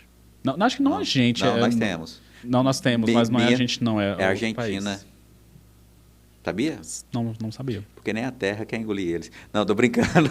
É brincadeira, gente, brincadeira, olha a treta. Brasil e Argentina. Argentinas, a gente ama vocês são maravilhosos. Beijo, Argentina. Nem a terra aguenta eles. Não, tô brincando, né, pessoal? Tá foda, né? O pessoal ganhou mais um título aí, recente, o pessoal vai passar isso aqui, né? Mais um título pra Argentina. Tô zoando. Mais um título pra Argentina da Copa América, né? Olha só. Então a gente tem, a Argentina ganhou aqui Copa América, de novo, Copa do Mundo. Então, né, temos que engolir os caras. A gente aceita, né? E depois a gente vai lá e ganha de novo. Não. Poderia aceitar qualquer um, mas a Argentina não. Argentina não. Ai, meu Deus. E aí, quando você voltou, você sentiu essa questão lá, eles falando do concreto, você ficou um ano lá estudando, junto com as suas colegas. Qual foi a diferença que você sentiu da engenharia de lá para cá? A diferença que eu senti é que, em questão de produção, em questão de trabalho, eles estavam muito focados na automatização, na rapidez da obra. Resumindo, você falou uma coisa que eu acho que diferencia muito, é o planejamento. planejamento é uma coisa essencial para eles. É uma coisa assim... E o nosso não, né? Você ainda não, você já reparou isso? Então, a evolução. O que eu senti deles? Eu senti que existia uma rapidez na resolução dos problemas. Então, eles tinham a questão de utilizar o que eles chamavam de request for information. Eu lembro desse conceito, que era assim, você tem um tablet na obra, você está com um projeto. Ah, tá, beleza, aqui tem um problema. Então, vou circular com o problema, digitar aqui. Isso já ia direto para o engenheiro projetista. Ia lá, resolvia o problema, já mandava de novo para a pessoa. Mão de obra. Como é que é a mão de obra desse? Porque eu vou falar a minha opinião, depois você comenta a sua. O pessoal fala que as tecnologias, né, os americanos conseguem estar na frente, ou o Brasil tem muito a evoluir por causa da tecnologia. Eu acho que a tecnologia mundial, o Brasil já tem acesso. Projeção, por exemplo, de revestimento argamassado. Diversas tecnologias nós temos. Aí eles falam, e aí fala assim, mão de obra. Eu acho que a mão de obra lá tem muita mão de obra ainda latina. Então, eu acho que o que está diferenciando ainda é essa questão do planejamento, que faz a diferença do americano para o brasileiro. Então, essa questão do planejamento... tecnologia nós temos. Método construtivo. Já temos o método deles e aí cada um utiliza o seu método aonde adapta a sua região. Então, por exemplo, eu não vou construir uma casa que eu tenho costume de construir aqui no Centro-Oeste, não vou construir lá no sul do país, que com certeza eu vou morrer congelado. Lá é diferente. Você tem que ter sistema de aquecimento, é totalmente diferente. Então, eu acho que ainda falta muito, a questão é o planejamento. Essa é a minha opinião. A sua é a mesma ou você tem algum ponto a mais a colocar? Eu acho que é a questão de você ter um pessoal mais qualificado em relação às novas tecnologias, em relação à faculdade e em relação ao mercado de trabalho. Eu vejo que na faculdade eles têm muito contato com as matérias que são importantes para a vida do trabalho, no sentido assim, vamos ter mais contato com a prática, sabe? Eu entendi. Eu tive muito isso, eu acho que isso foi um grande diferencial de fazer, por exemplo, matérias com os professores e os professores também levarem um pouco da experiência, porque, por incrível que pareça, essa faculdade que eu estudei, a Cal State, tinha muita gente que estava no mercado de trabalho. Entendi. O que para mim foi um diferencial, porque eram pessoas que levavam muito da experiência delas para dentro da faculdade e as discussões eram muito ricas, assim. Então, teve esse contato com as ferramentas práticas.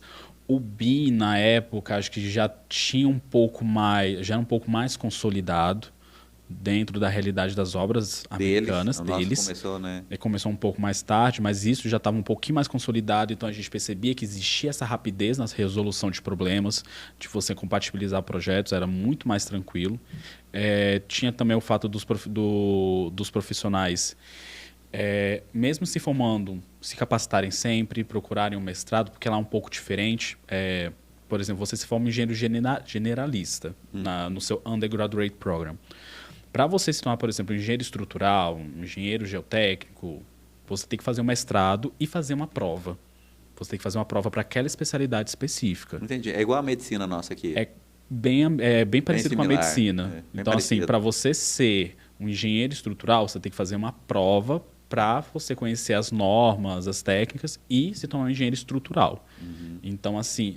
Não, é um pouco mais puxado, porque você passa muito tempo na faculdade estudando, mas a partir do momento que você se torna engenheiro estrutural, você, além de ter uma melhoria, né, na sua remuneração, você tem contato com uma gama de ensinamentos e técnicas que assim fazem muita diferença na hora.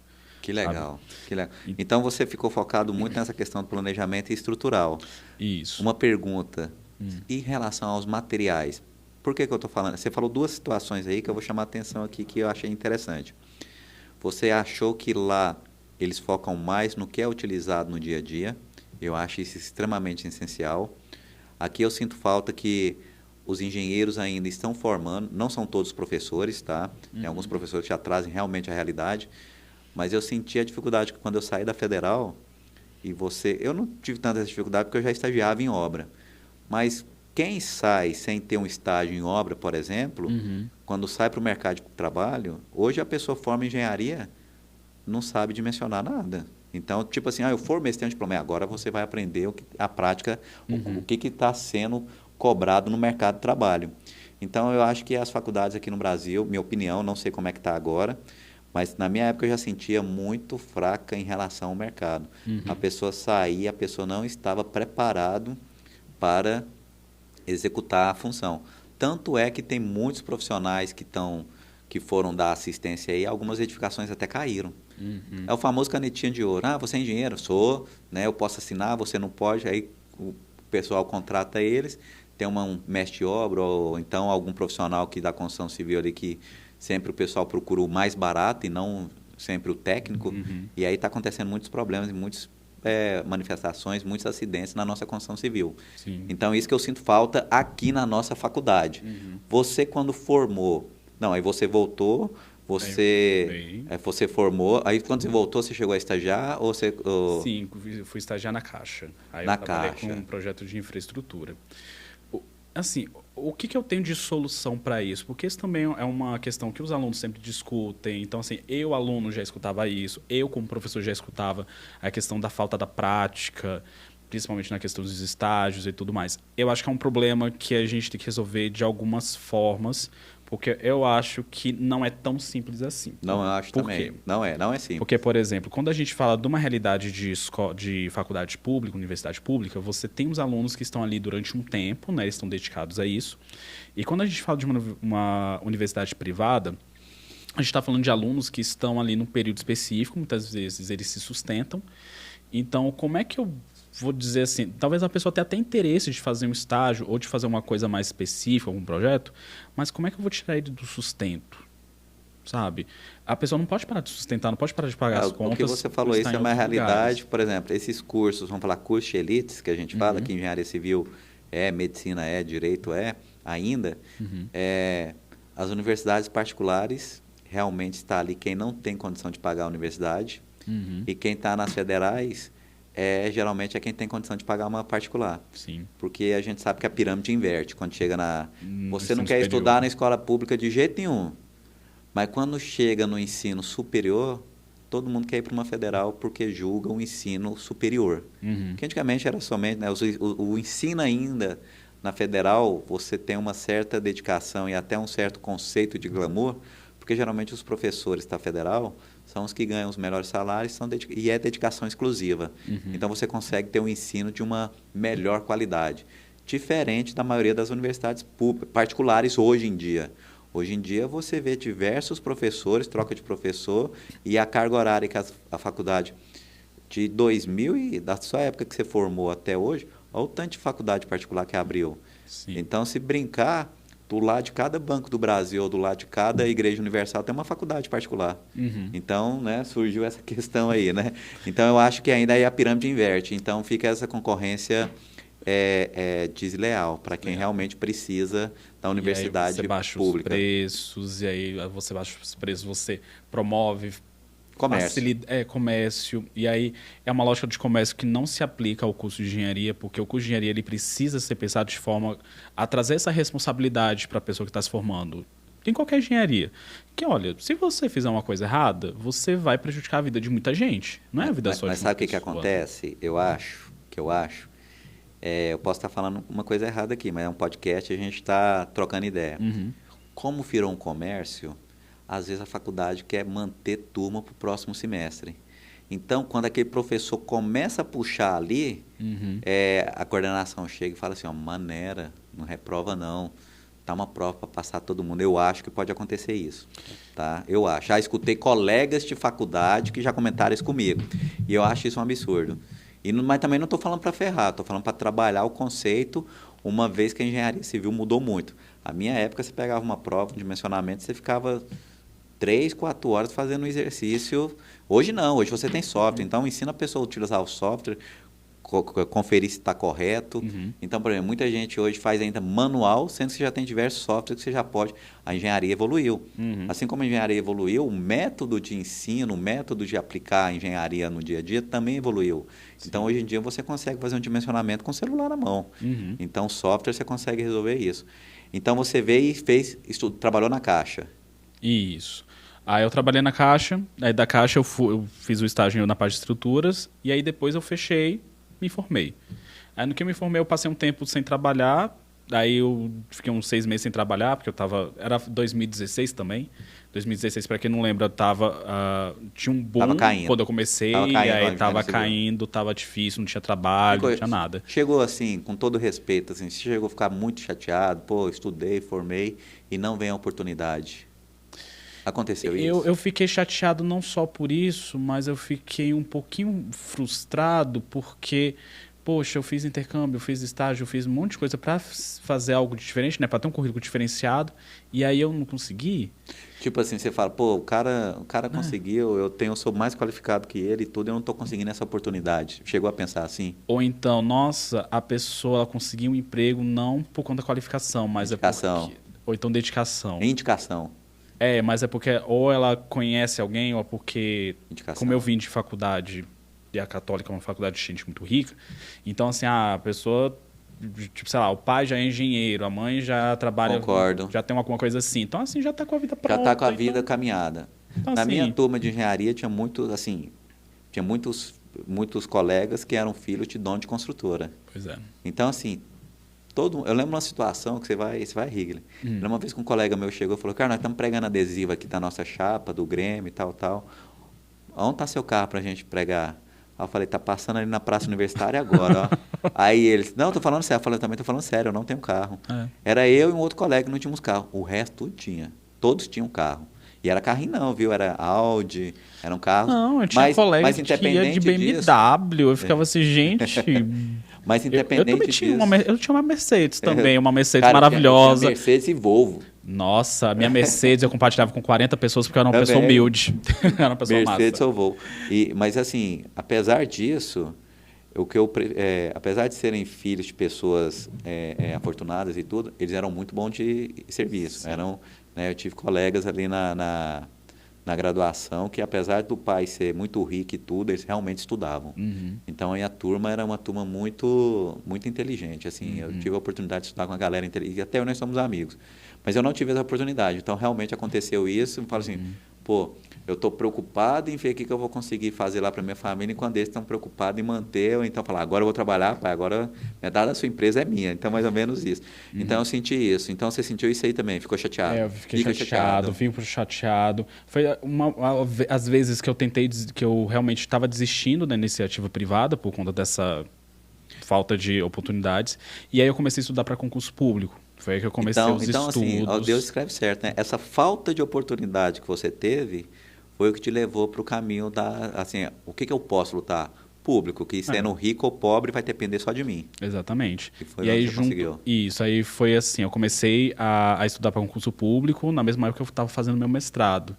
Aí eu entrei na UNB, fiz mestrado. Fez mestrado em quê, Guilherme? Fiz mestrado em integridade dos materiais da engenharia. Materiais? É. Que legal, cara. Mas é uma parte de um programa de mestrado mais voltado para uma engenharia geral, assim. É um programa da engenharia mecânica, mas que trabalha com conceitos que a gente pode aplicar para qualquer engenharia, como integridade estrutural, otimização de estruturas. A minha parte é a integridade estrutural. É engenharia mecânica que você entrou, não foi? Foi. Então você estudou cúbico de corpo centrado, cúbico de face centrado? Não, estudei vibrações. Vibrações? Vibrações Porque isso aí que eu estou falando é a composição dinâmica. atômica dos materiais. Você não chegou a estudar isso, não? Não, porque o meu programa específico era de integridade estrutural. Então, eu trabalhei com a parte de dinâmica... Como é que eu vou explicar? É um pouco de dinâmica não linear. Quase. Envolvia muito aço? Também. Era a parte de vibrações mecânicas. Não sei se você chegou a estudar. Não, eu estudei mais na mecânica. Vibração, fadiga, por exemplo, é um dos esforços mais complexos que nós temos na engenharia de uma maneira geral. Exatamente. Tanto é que o avião é todo rebitado porque não pode ter parafuso. É isso, não é? Exatamente, fadiga era para isso, mas eu fui mais para a parte de dinâmica mesmo, a de modos de vibração, a parte de vibrações com vários graus de liberdade. Você terminou seu mestrado? Terminei. Concluiu, apresentou? Concluí, apresentei Como o meu tema. Foi sua apresentação? Olha...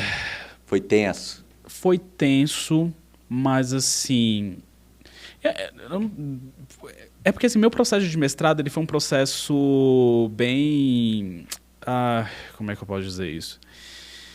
Eu estava ali, eu fiz meu trabalho, eu encarei como trabalho, assim. É um trabalho. Porque é um trabalho, porque né? Foi dedicação exclusiva? Foi dedicação Você exclusiva, ganhei bolsa. Que legal. E aí eu fiz meu mestrado durante 2 anos, assim. Eu tive que dispensar minha bolsa. Porque eu já Sério? estava já estava trabalhando com carteira assinada. E aí muitos colegas com carteira assinada pegavam a bolsa, que era um salário muito bom. Eu não quis arriscar. Porque você sabe se pegar, né, que acontece se pegar, você tem que devolver todo o dinheiro. E aí eu pensei o seguinte, pô, já estou trabalhando, estou ganhando o meu, deixa essa bolsa para quem realmente está precisando. Eu pensei nisso, realmente eu pensei Legal. nisso. E eu quase larguei meu mestrado. Já tinha feito as matérias, não estava tendo tempo para finalizar a escrita, que já tinha colhido, faltava colher algumas informações dos meus ensaios, que envolvia corrosão, por exemplo. Então, você media ali os potenciais de corrosão. E quando eu estava quase largando, eu cheguei na casa da Cristiane, que você conhece, minha esposa, e assim, o irmão dela estava meio assim, nervoso, né? Eu falei, o que foi que seu irmão está nervoso? Ah, ele está pagando o mestrado, e o mestrado está caro demais. Aí eu perguntei, quanto está o mestrado? Eu lembro que o mestrado correspondia a 80% do meu salário que eu ganhava na época. Aí eu parei, pensei, falei, pô, tô fazendo a federal, deixa eu terminar esse trem logo. Trem, né? Goiano, trem, né? Trem. Não, trem não, passando o trem aí, né? Passando o trem aí. Então eu falei, deixa eu terminar o mestrado. E Deus escreveu certo, que logo 2 semanas depois, o meu chefe lá da empresa chamou eu, os outros engenheiros, falou, ó, tem uma obra que a gente tem que finalizar na cidade de Goiás, o engenheiro de lá tá tendo problema, e eu vou ter que escolher um dos 3. Ou alguém quer ir. Cara, na hora que ele falou isso, eu levantei a mão, falei, eu quero ir. Ele olhou assim e tal, mas eu fui. Terminei a obra, foi um sucesso, deu tudo certo, graças a Deus. Aí depois ele perguntou por que eu queria ir. Eu falei, porque em Goiás, como eu estava olhando uma obra, eu ficava à noite no hotel escrevendo a minha dissertação. Então, quando eu terminei, quando terminou, eu cheguei, falei com a orientadora, ela falou, Ricardo, tá bom aqui, vamos apresentar. Apresentei, né, aprovado com ressalvas, com algumas correções, mas normal. Aprovado. Cara, aprovado com ressalva, sem ressalva. Com ressalva pra mim. Para mim é aprovado que interessa. Exatamente. Quando você perguntou do dia da apresentação, eu estava exatamente assim. Assim, podem falar mal do jeito que quiser. Mas tá aprovado. Tá aprovado. Eu fiz meu trabalho, assim, pronto, ótimo, beleza. Deixa eu corrigir o que eu tenho pra corrigir, eu só quero ir pra casa dormir, e é isso. Sua apresentação foi de manhã ou à tarde? Foi à tarde. A minha foi de manhã. Nossa. Eu marquei de manhã, cedinho, e aí antes de começar a apresentação, eu falei, ó, gente, depois que terminar a apresentação aqui, né, os professores da banca, eu gostaria de convidá-los para ir no Lancaster Grill, que é uma churrascaria, né, colocar Lancaster Grill. Vocês estão convidados para ir no Lancaster Grill, que meus pais estão aí, né, e aí a gente vai almoçar lá, tá? Legal, então fiquei segurando até a hora do almoço ali, e se eu não tivesse sido aprovado, ninguém ia comer na Lancaster Grill. Então, eu tô falando, então foi feito isso, tá? Né?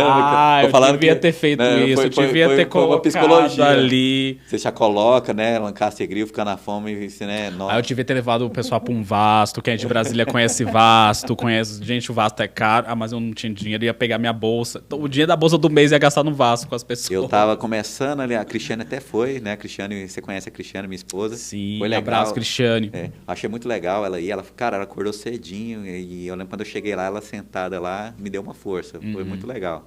Legal. A mulher acordou cedo para assistir minha apresentação do mestrado, então eu tô casado com ela também, que foi ela, né? Imagina só, né, se tivesse... E como que você... Foi minha mãe. Sua mãe, né? A minha mãe, ela sempre me apoiou muito, assim, nos meus estudos, desde sempre. E, assim, eu sei que ela ralou muito pra gente poder... Pra dar condição pra mim e pros meus irmãos de poder estudar. Então...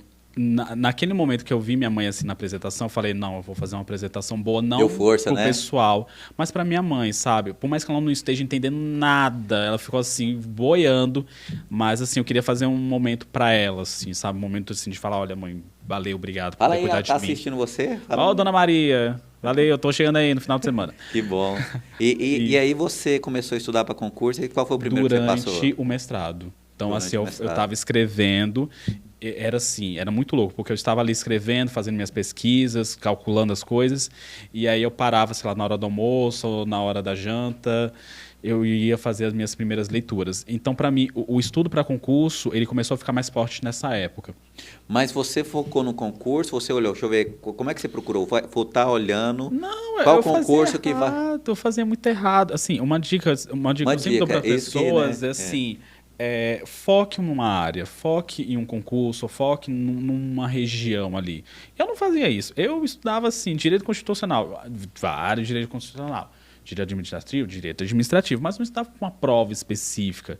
E nos concursos públicos, você tem provas que cobram coisas muito específicas.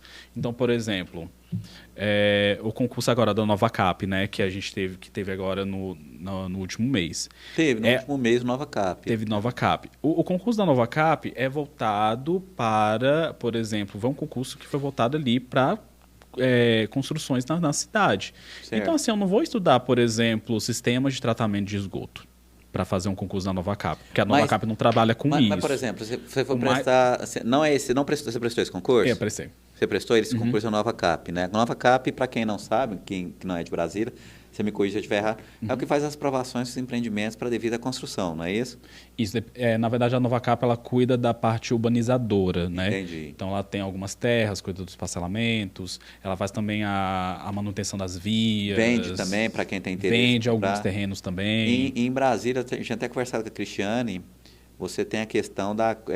o pessoal são os arquitetos aqui que estão assistindo, você tem a cota de soleira.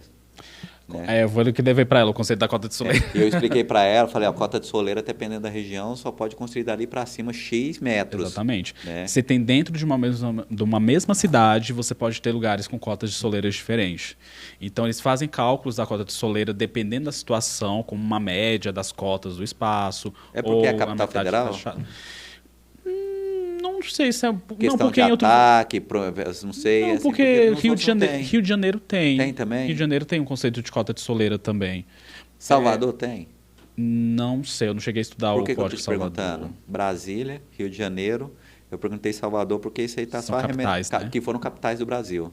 Então, não sei, pode ser alguma, assim, só curiosidade, não estou falando que... Não, realmente eu não Mas a gente sei. começa a ficar pensando nisso aí, né? Não, mas eu realmente não pensar na questão da capital. Não, assim, eu pensei agora. Mas assim, eu achei ótimo. Eu achei... pode ser, assim, é aquela coisa do pesquisador que fica assim, fala, será lá porque, atrás, eu vou por que pesquisar. que Goiânia não tem, lá tem, né? Em Brasília, eu penso muito questão de segurança, questão de não... Né? Então, ser mais forte também, manter a harmonização do urbanismo, envolve muito essa questão. Eu acho que talvez tenha, porque assim, eu fui para Salvador no começo desse ano e eu achei muito interessante a forma como eles pensaram a Barra, sabe?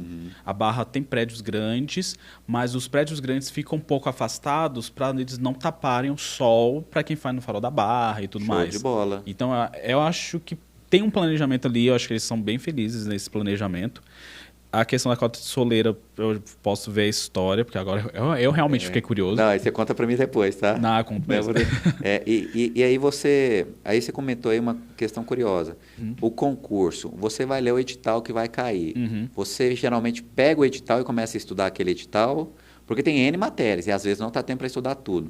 Como é que você seleciona? Você geralmente vai para o que está maior pontuação. A primeira coisa que eu sei que o concurseiro faz é olhar qual que é a banca. Sim. E como é que funciona a banca. Dependendo de cada 2 erros numa acerta, é melhor você nem fazer. Então fala, se que eu tenho dúvida, não pode deixar a prova toda sem fazer, né? Exatamente. E como é que você foca? Você foca mais nessas matérias direito, com todo respeito, todo concurso hoje em dia, policial, engenheiro, medicina, qualquer concurso hoje em dia cobra direito pra caramba. E assim... É ficar só estudando direito. Sim. Não é só a engenharia que cai. E como é que você foca? Então, como é que você focava e foca ainda? Então, como é que eu faço os estudos? As matérias básicas que eu sei que vão cair nas provas são de estudo constante. Direito, então, por exemplo? Não, direito e língua portuguesa, raciocínio lógico. São coisas que eu vou estudando e vou trazendo estudo sempre. Então, essas matérias eu já tenho que ter um arcabouço de conhecimento ali interessante. Você compra apostilas ou só na internet? Eu vou muito... na época que eu estudava, eu ia muito pela internet e fiz assinatura pelo Gran Cursos. Gran Curso.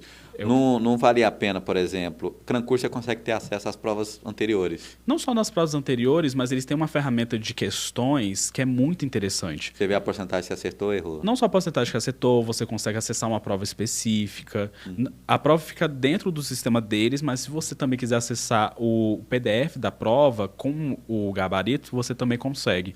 Legal. E eu acho isso interessante, porque, por exemplo, tem uma banca, acho que é a VUNESP. A VUNESP é uma das bancas que não liberam a prova com gabarito se você não tiver feito aquela prova. Entendi, eles conseguem a prova e colocar E eu lá. consegui a prova pelo sistema do Gran Cursos, então para mim é uma diferença. E as provas da VUNESP, ela tem umas características de perguntar coisas básicas, né? Então se você sabe o básico, você consegue responder, e também tem umas perguntas mais simples. VUNESP Para quem não sabe, gente, o Guilherme, ele é professor do Gran Cursos, tá? Ele, além de ter passado nos concursos, que a gente está comentando aqui, ele não citou quais que ele passou, só alguns. tem que citar. Só alguns, né, ele vai citar, que foi uma grande vitória, que realmente está de parabéns. Obrigado. Você estudou, né, você dedicou. E assim, que eu estou olhando, ninguém passa no concurso sem estudar. Muito raro, pode até ter, mas é muito raro. De Ou cada você- 100 que passou, tem certeza que Ou 90... você fez uma graduação assim, que você lembra tudo da graduação e a graduação realmente focou muito naquilo, ou você tem que estudar, não tem como. E é difícil, por exemplo, trabalhar. Eu sei que é difícil a pessoa trabalhar e estudar para concurso. Que foi o meu caso. Eu trabalhei e estudei para concurso. Mas é assim, é uma questão de muita paciência e você entender que, assim, aquele concurso, naquele dia que você está fazendo, é uma prova e, assim, não vai definir a sua inteligência, não vai definir se Vai. você é mais ou menos inteligente. É assim, você tem que estudar sempre e revisar sempre E os isso que conteúdos. você falou, você sabe? que é aprovado em concurso e tudo, é muito legal que às vezes a pessoa... já aconteceu comigo, né? Você é bem, os colegas te procuram, né? Você sabe explicar as coisas, tecnicamente você é muito bom. Aí chega no concurso, a pessoa que não tem a bagagem que você tem passou e você não passou, né? Aconteceu de 2 questões me deixar fora da convocação. Sim. Mas você fica muito chateado quando você vê isso. Você fala, nossa, eu fui muito bem nessa parte aqui, mas essa outra aqui me barrou. E isso já aconteceu isso com você? Você fica muito chateado? Assim, a maioria dos concursos eram sempre assim, fazer a prova e você via que tinha notas, estava lá seu nomezinho, mas você vê que você está numa colocação que, assim, talvez você não vai ser chamado. Uma questão que deixou você... É uma questão que te deixou Lá fora. atrás. Uma questão muda tudo. Ou então uma coisa que até você sabia, mas na hora deu uma dúvida, alguma coisa assim. Isso é cruel, cara. Isso é cruel demais. Aquilo você fala assim, nossa, eu sabia disso aqui, como é que eu dou conta de errar? Eu nunca errei isso aqui, eu errei num lugar que não podia. Exatamente. Mas é porque a prova, assim, a gente sabe, isso é uma coisa que a gente conversa com os alunos, que assim, o concurseiro, a pessoa que faz prova para concurso, ela é um atleta de alta performance. Ele é uma pessoa que vai passar muito tempo treinando, vai passar muito tempo estudando e ele precisa estar preparado para aquela situação. É como se fosse uma Resumindo, Olimpíada. o cérebro é um músculo. Você é um músculo. Tem que malhar ele. A prova é uma Olimpíada. Você vai passar um tempo gigantesco se preparando para aquele momento específico você mostrar a sua performance. Como que você organizou Sabe? seus estudos? Porque são muitas matérias. E só estudando só à noite, às vezes não dá. Então, E eu acho foda aquele cara que fala assim, fiquei estudando o dia todo final de sábado, domingo e tal. Cara, teve alguma situação que você foi aprovado, que você levou o estudo tranquilo, de boa? Então, como é que eram os meus estudos? Eu pegava 3 a 4 horas por dia e fazia um estudo. Eu fazia isso porque isso é uma característica que eu tenho, assim, de tentar focar a cada hora, fazer o ciclo do Pomodoro, né? E fazer um pouquinho desse ciclo do Pomodoro e estudar um pouquinho cada vez mais. Então, assim, eu já tinha estudado. Na época eu era professor, né? Eu dava aula em 2 faculdades. Então, já era uma coisa... E eu já pegava, particular? Faculdade particular. Pagava mal? Não, pagava mal, mas o que Não eu queria... pagava mal? Não pagava... Pagava mal. Pagava mal, assim. Me sustentava. Eu conseguia pagar minhas contas. Em relação ao professor de uma instituição federal? Pagava. Não, era bem pior. Eu pior. falo para você que aí essa é a diferença, chegou naquele ponto lá atrás. Geralmente um professor de uma instituição federal, ele tem dedicação exclusiva e tem a premiação até pelo mestrado e tudo, o salário dele consegue ser um salário muito bom. E o particular rala muito e a hora-aula às vezes é menor que um professor de nível 2º grau. Exatamente. Mas, por exemplo, o que eu fazia? Como eu dava muitas aulas, e acho que foi uma decisão também na faculdade, de dar aulas de diferentes temas. Porque na graduação eu gostava de tudo da A faculdade. melhor maneira de aprender é dando aula. Não só dando aula, mas, por exemplo, pegando matérias de diferentes temas, porque eu tinha que estudar diferentes temas. E aí, estudando diferentes temas, eu já estava aprendendo ali. Então, eu tinha um estudo mesmo para concurso das matérias que eu não conhecia, e eu pegava as matérias das aulas, que eu dava aula, e também usava para fazer estudo. Porque... Você fez algum curso preparatório nos seus concursos? Então, quando eu assinei a plataforma do Gran Cursos, né? É um curso, é uma plataforma preparatória, mas assim, não é uma plataforma que tem uma aula específica, num dia específico. Até porque o Gran Cursos, ele trabalha de uma forma que atende a um público que realmente não tem tempo para estar numa sala de aula específica. Então, é uma plataforma EAD, e essa plataforma EAD você consegue acessar as aulas em qualquer horário, qualquer dia, e você faz seus estudos ali dentro da sua necessidade. Então, tem um programa de estudos que eles preparam dentro do tempo que você tem disponível, e é bem interessante. Você prefere o EAD, o pessoal que está prestando concurso aqui, você prefere estudar dessa forma EAD online, que você consegue acessar o material ali, ou você prefere presencial? Se for para estudar, Hoje eu prefiro EAD. Hoje você prefere EAD? Eu prefiro EAD. É porque, assim, quem assiste minhas aulas, quem vê as minhas aulas, sabe que eu sou muito direto, assim, tipo, olha, vamos resolver. E eu sei que tem professor que gosta de contar uma história, trazer uma palavra, assim, tal. Não estou criticando, eu não gosto entendi. disso, acho legal. Mas é porque quando eu estou estudando para concurso, eu vou muito no foco, assim, tipo, não, deixa eu aprender porque realmente meu tempo é pouco.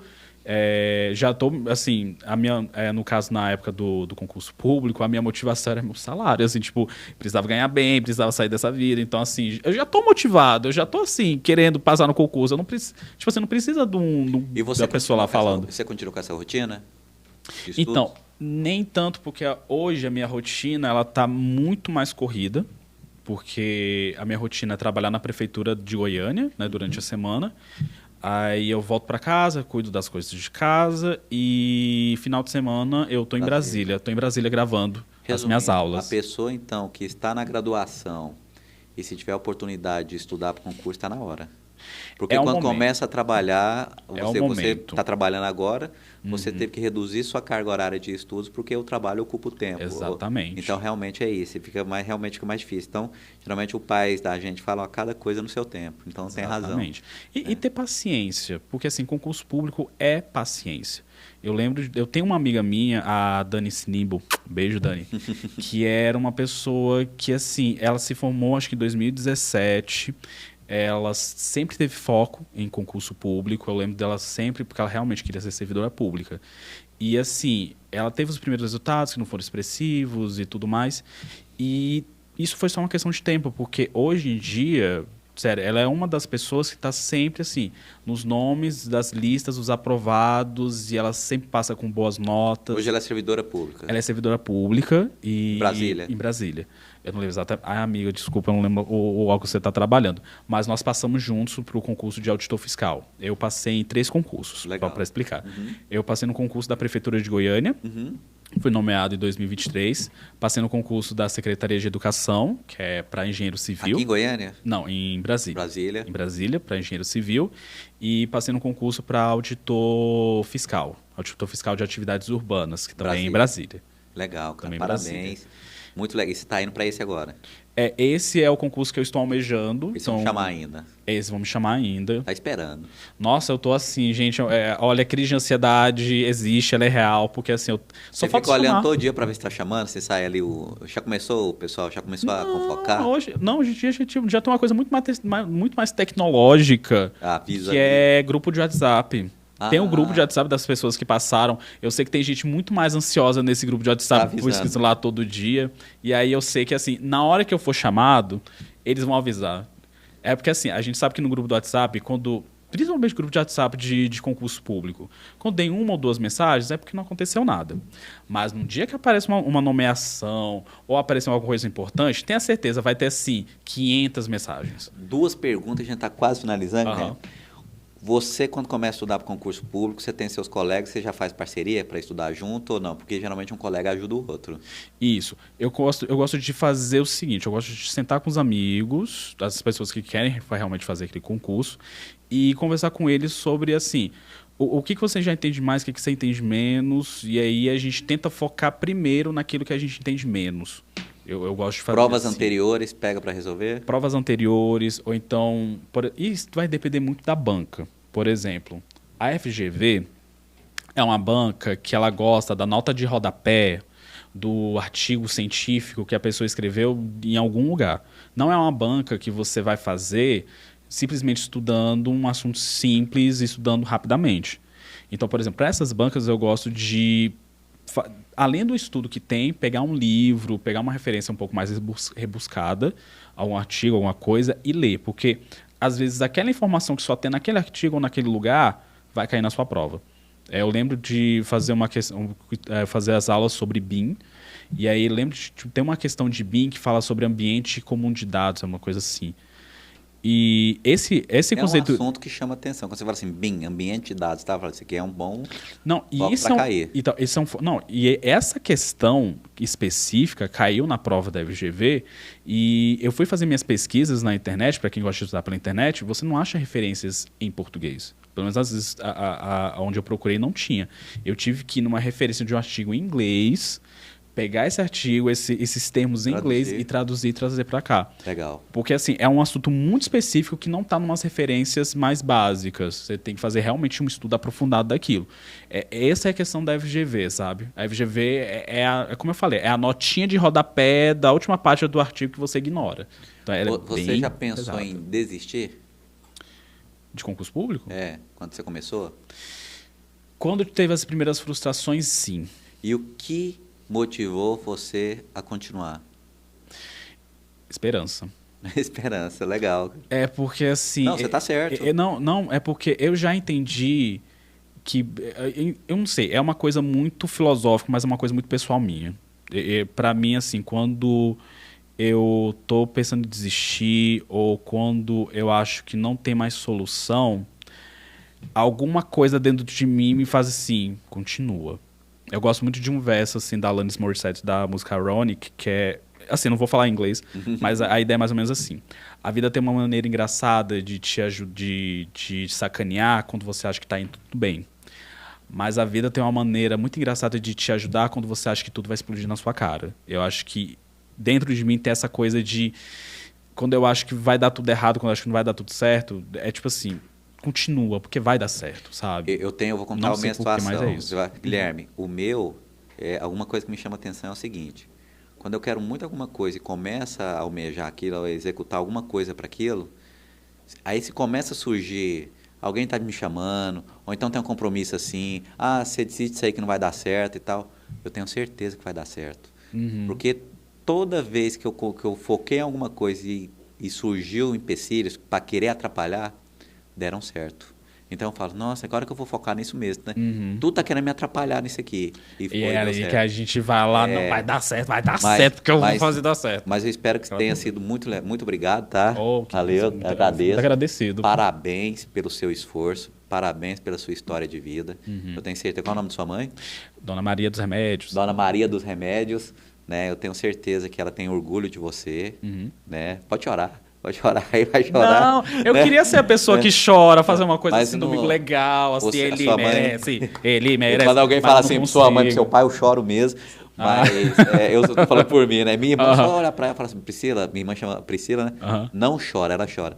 Mas parabéns. Então, resumindo, não tem um milagre para passar em concurso público, é estudar. É o milagre que se chama estudo, se chama dedicação, se chama não tem, a pessoa é muito persistência. inteligente, formou agora, já passou. Não tem que estudar. Começa do zero, tá o primeiro passo, não é isso? É aquela coisa, 99% de muito estudo e 1% assim de sorte. É isso aí. A sorte geralmente está aliada para quem está preparado. E a sorte, assim, não adianta cair aquilo, às vezes vai cair aquilo e você não está preparado para aquela questão. Exatamente. Né? Agora você está preparado, né? De alguma forma, pode ou não cair aquela questão. Você pode estudar um edital, você pode estudar para vários editais e mesmo assim a sua prova cair coisas que você não estudou.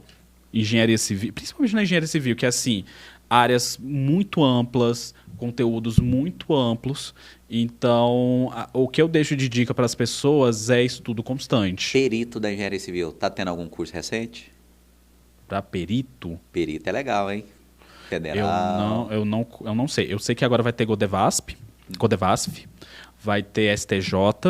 E esse aqui, assim, eu entro no Instagram, só fala da Petrobras. Então, não sei se vai ter um concurso da Petrobras. Acho que teve um recentemente. Não sei se vai ter outro. Vai ter CNJ. Não, já teve CNJ. Na verdade, o que vai ter é o concurso unificado. Tá. Você, assim, o Enio não pode cortar aqui. O pessoal pode seguir, se quiser você dar dicas no seu Instagram, não tem nada a ver. É pessoal? Não, o meu Instagram, eu não uso Instagram já faz muito tempo. Você não usa redes sociais? Mas assim, pode me encontrar no LinkedIn. Gente, eu preciso ter uma rede social. Agora que você tá falando, gente, eu preciso ter uma rede social pra falar disso, assim, mas eu vou usar o LinkedIn, gente. Pessoal, me sigam no LinkedIn. Então vamos colocar o LinkedIn, do Guilherme. O LinkedIn é meu nome, Guilherme Pereira dos Reis, tá lá, vocês podem me seguir. Né? E você é professor do CRAN Cursos. Isso. Né? Área de Engenharia Civil, diversas matérias. Exatamente. Legal. Obrigado pela entrevista. Eu tenho certeza que ajudou muita gente que está na dúvida se continua. Se eu tento o mercado, se eu tento concurso. Concurso eu não tenho sorte, né? Mas a questão é a seguinte, foca no concurso e começa a estudar. Isso, foca no concurso, começa a estudar, seja persistente, porque a aprovação vem. Você sempre pensou na engenharia civil? Sempre pensei na engenharia civil. Por exemplo, vou te falar, Polícia Rodoviária, Polícia Federal. Eu tenho, assim, o meu grande objetivo, enquanto eu estudei para concurso público, era trabalhar com habitação social.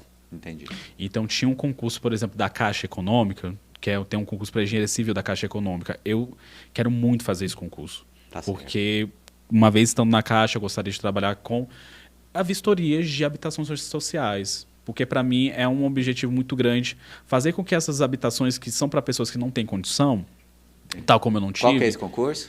É um concurso de engenheiro civil da Caixa Econômica. Pessoal, se tiver uma vaga só, esquece. Tá? Já é do Guilherme. Se tiver duas, você disputa a segunda, né? Uma é sua, né? Passa só uma. Uma é minha. Basta... eu não sou uma pessoa egoísta. Só quer a sua. Só quero a minha. Então, tá ótimo. Guilherme. Obrigado. Obrigado, né? Sucessos. Muito bonita a sua história. Pessoal, espero que tenham gostado, tá bom? Um abraço, fiquem com Deus. Até mais, gente. Beirão pra você.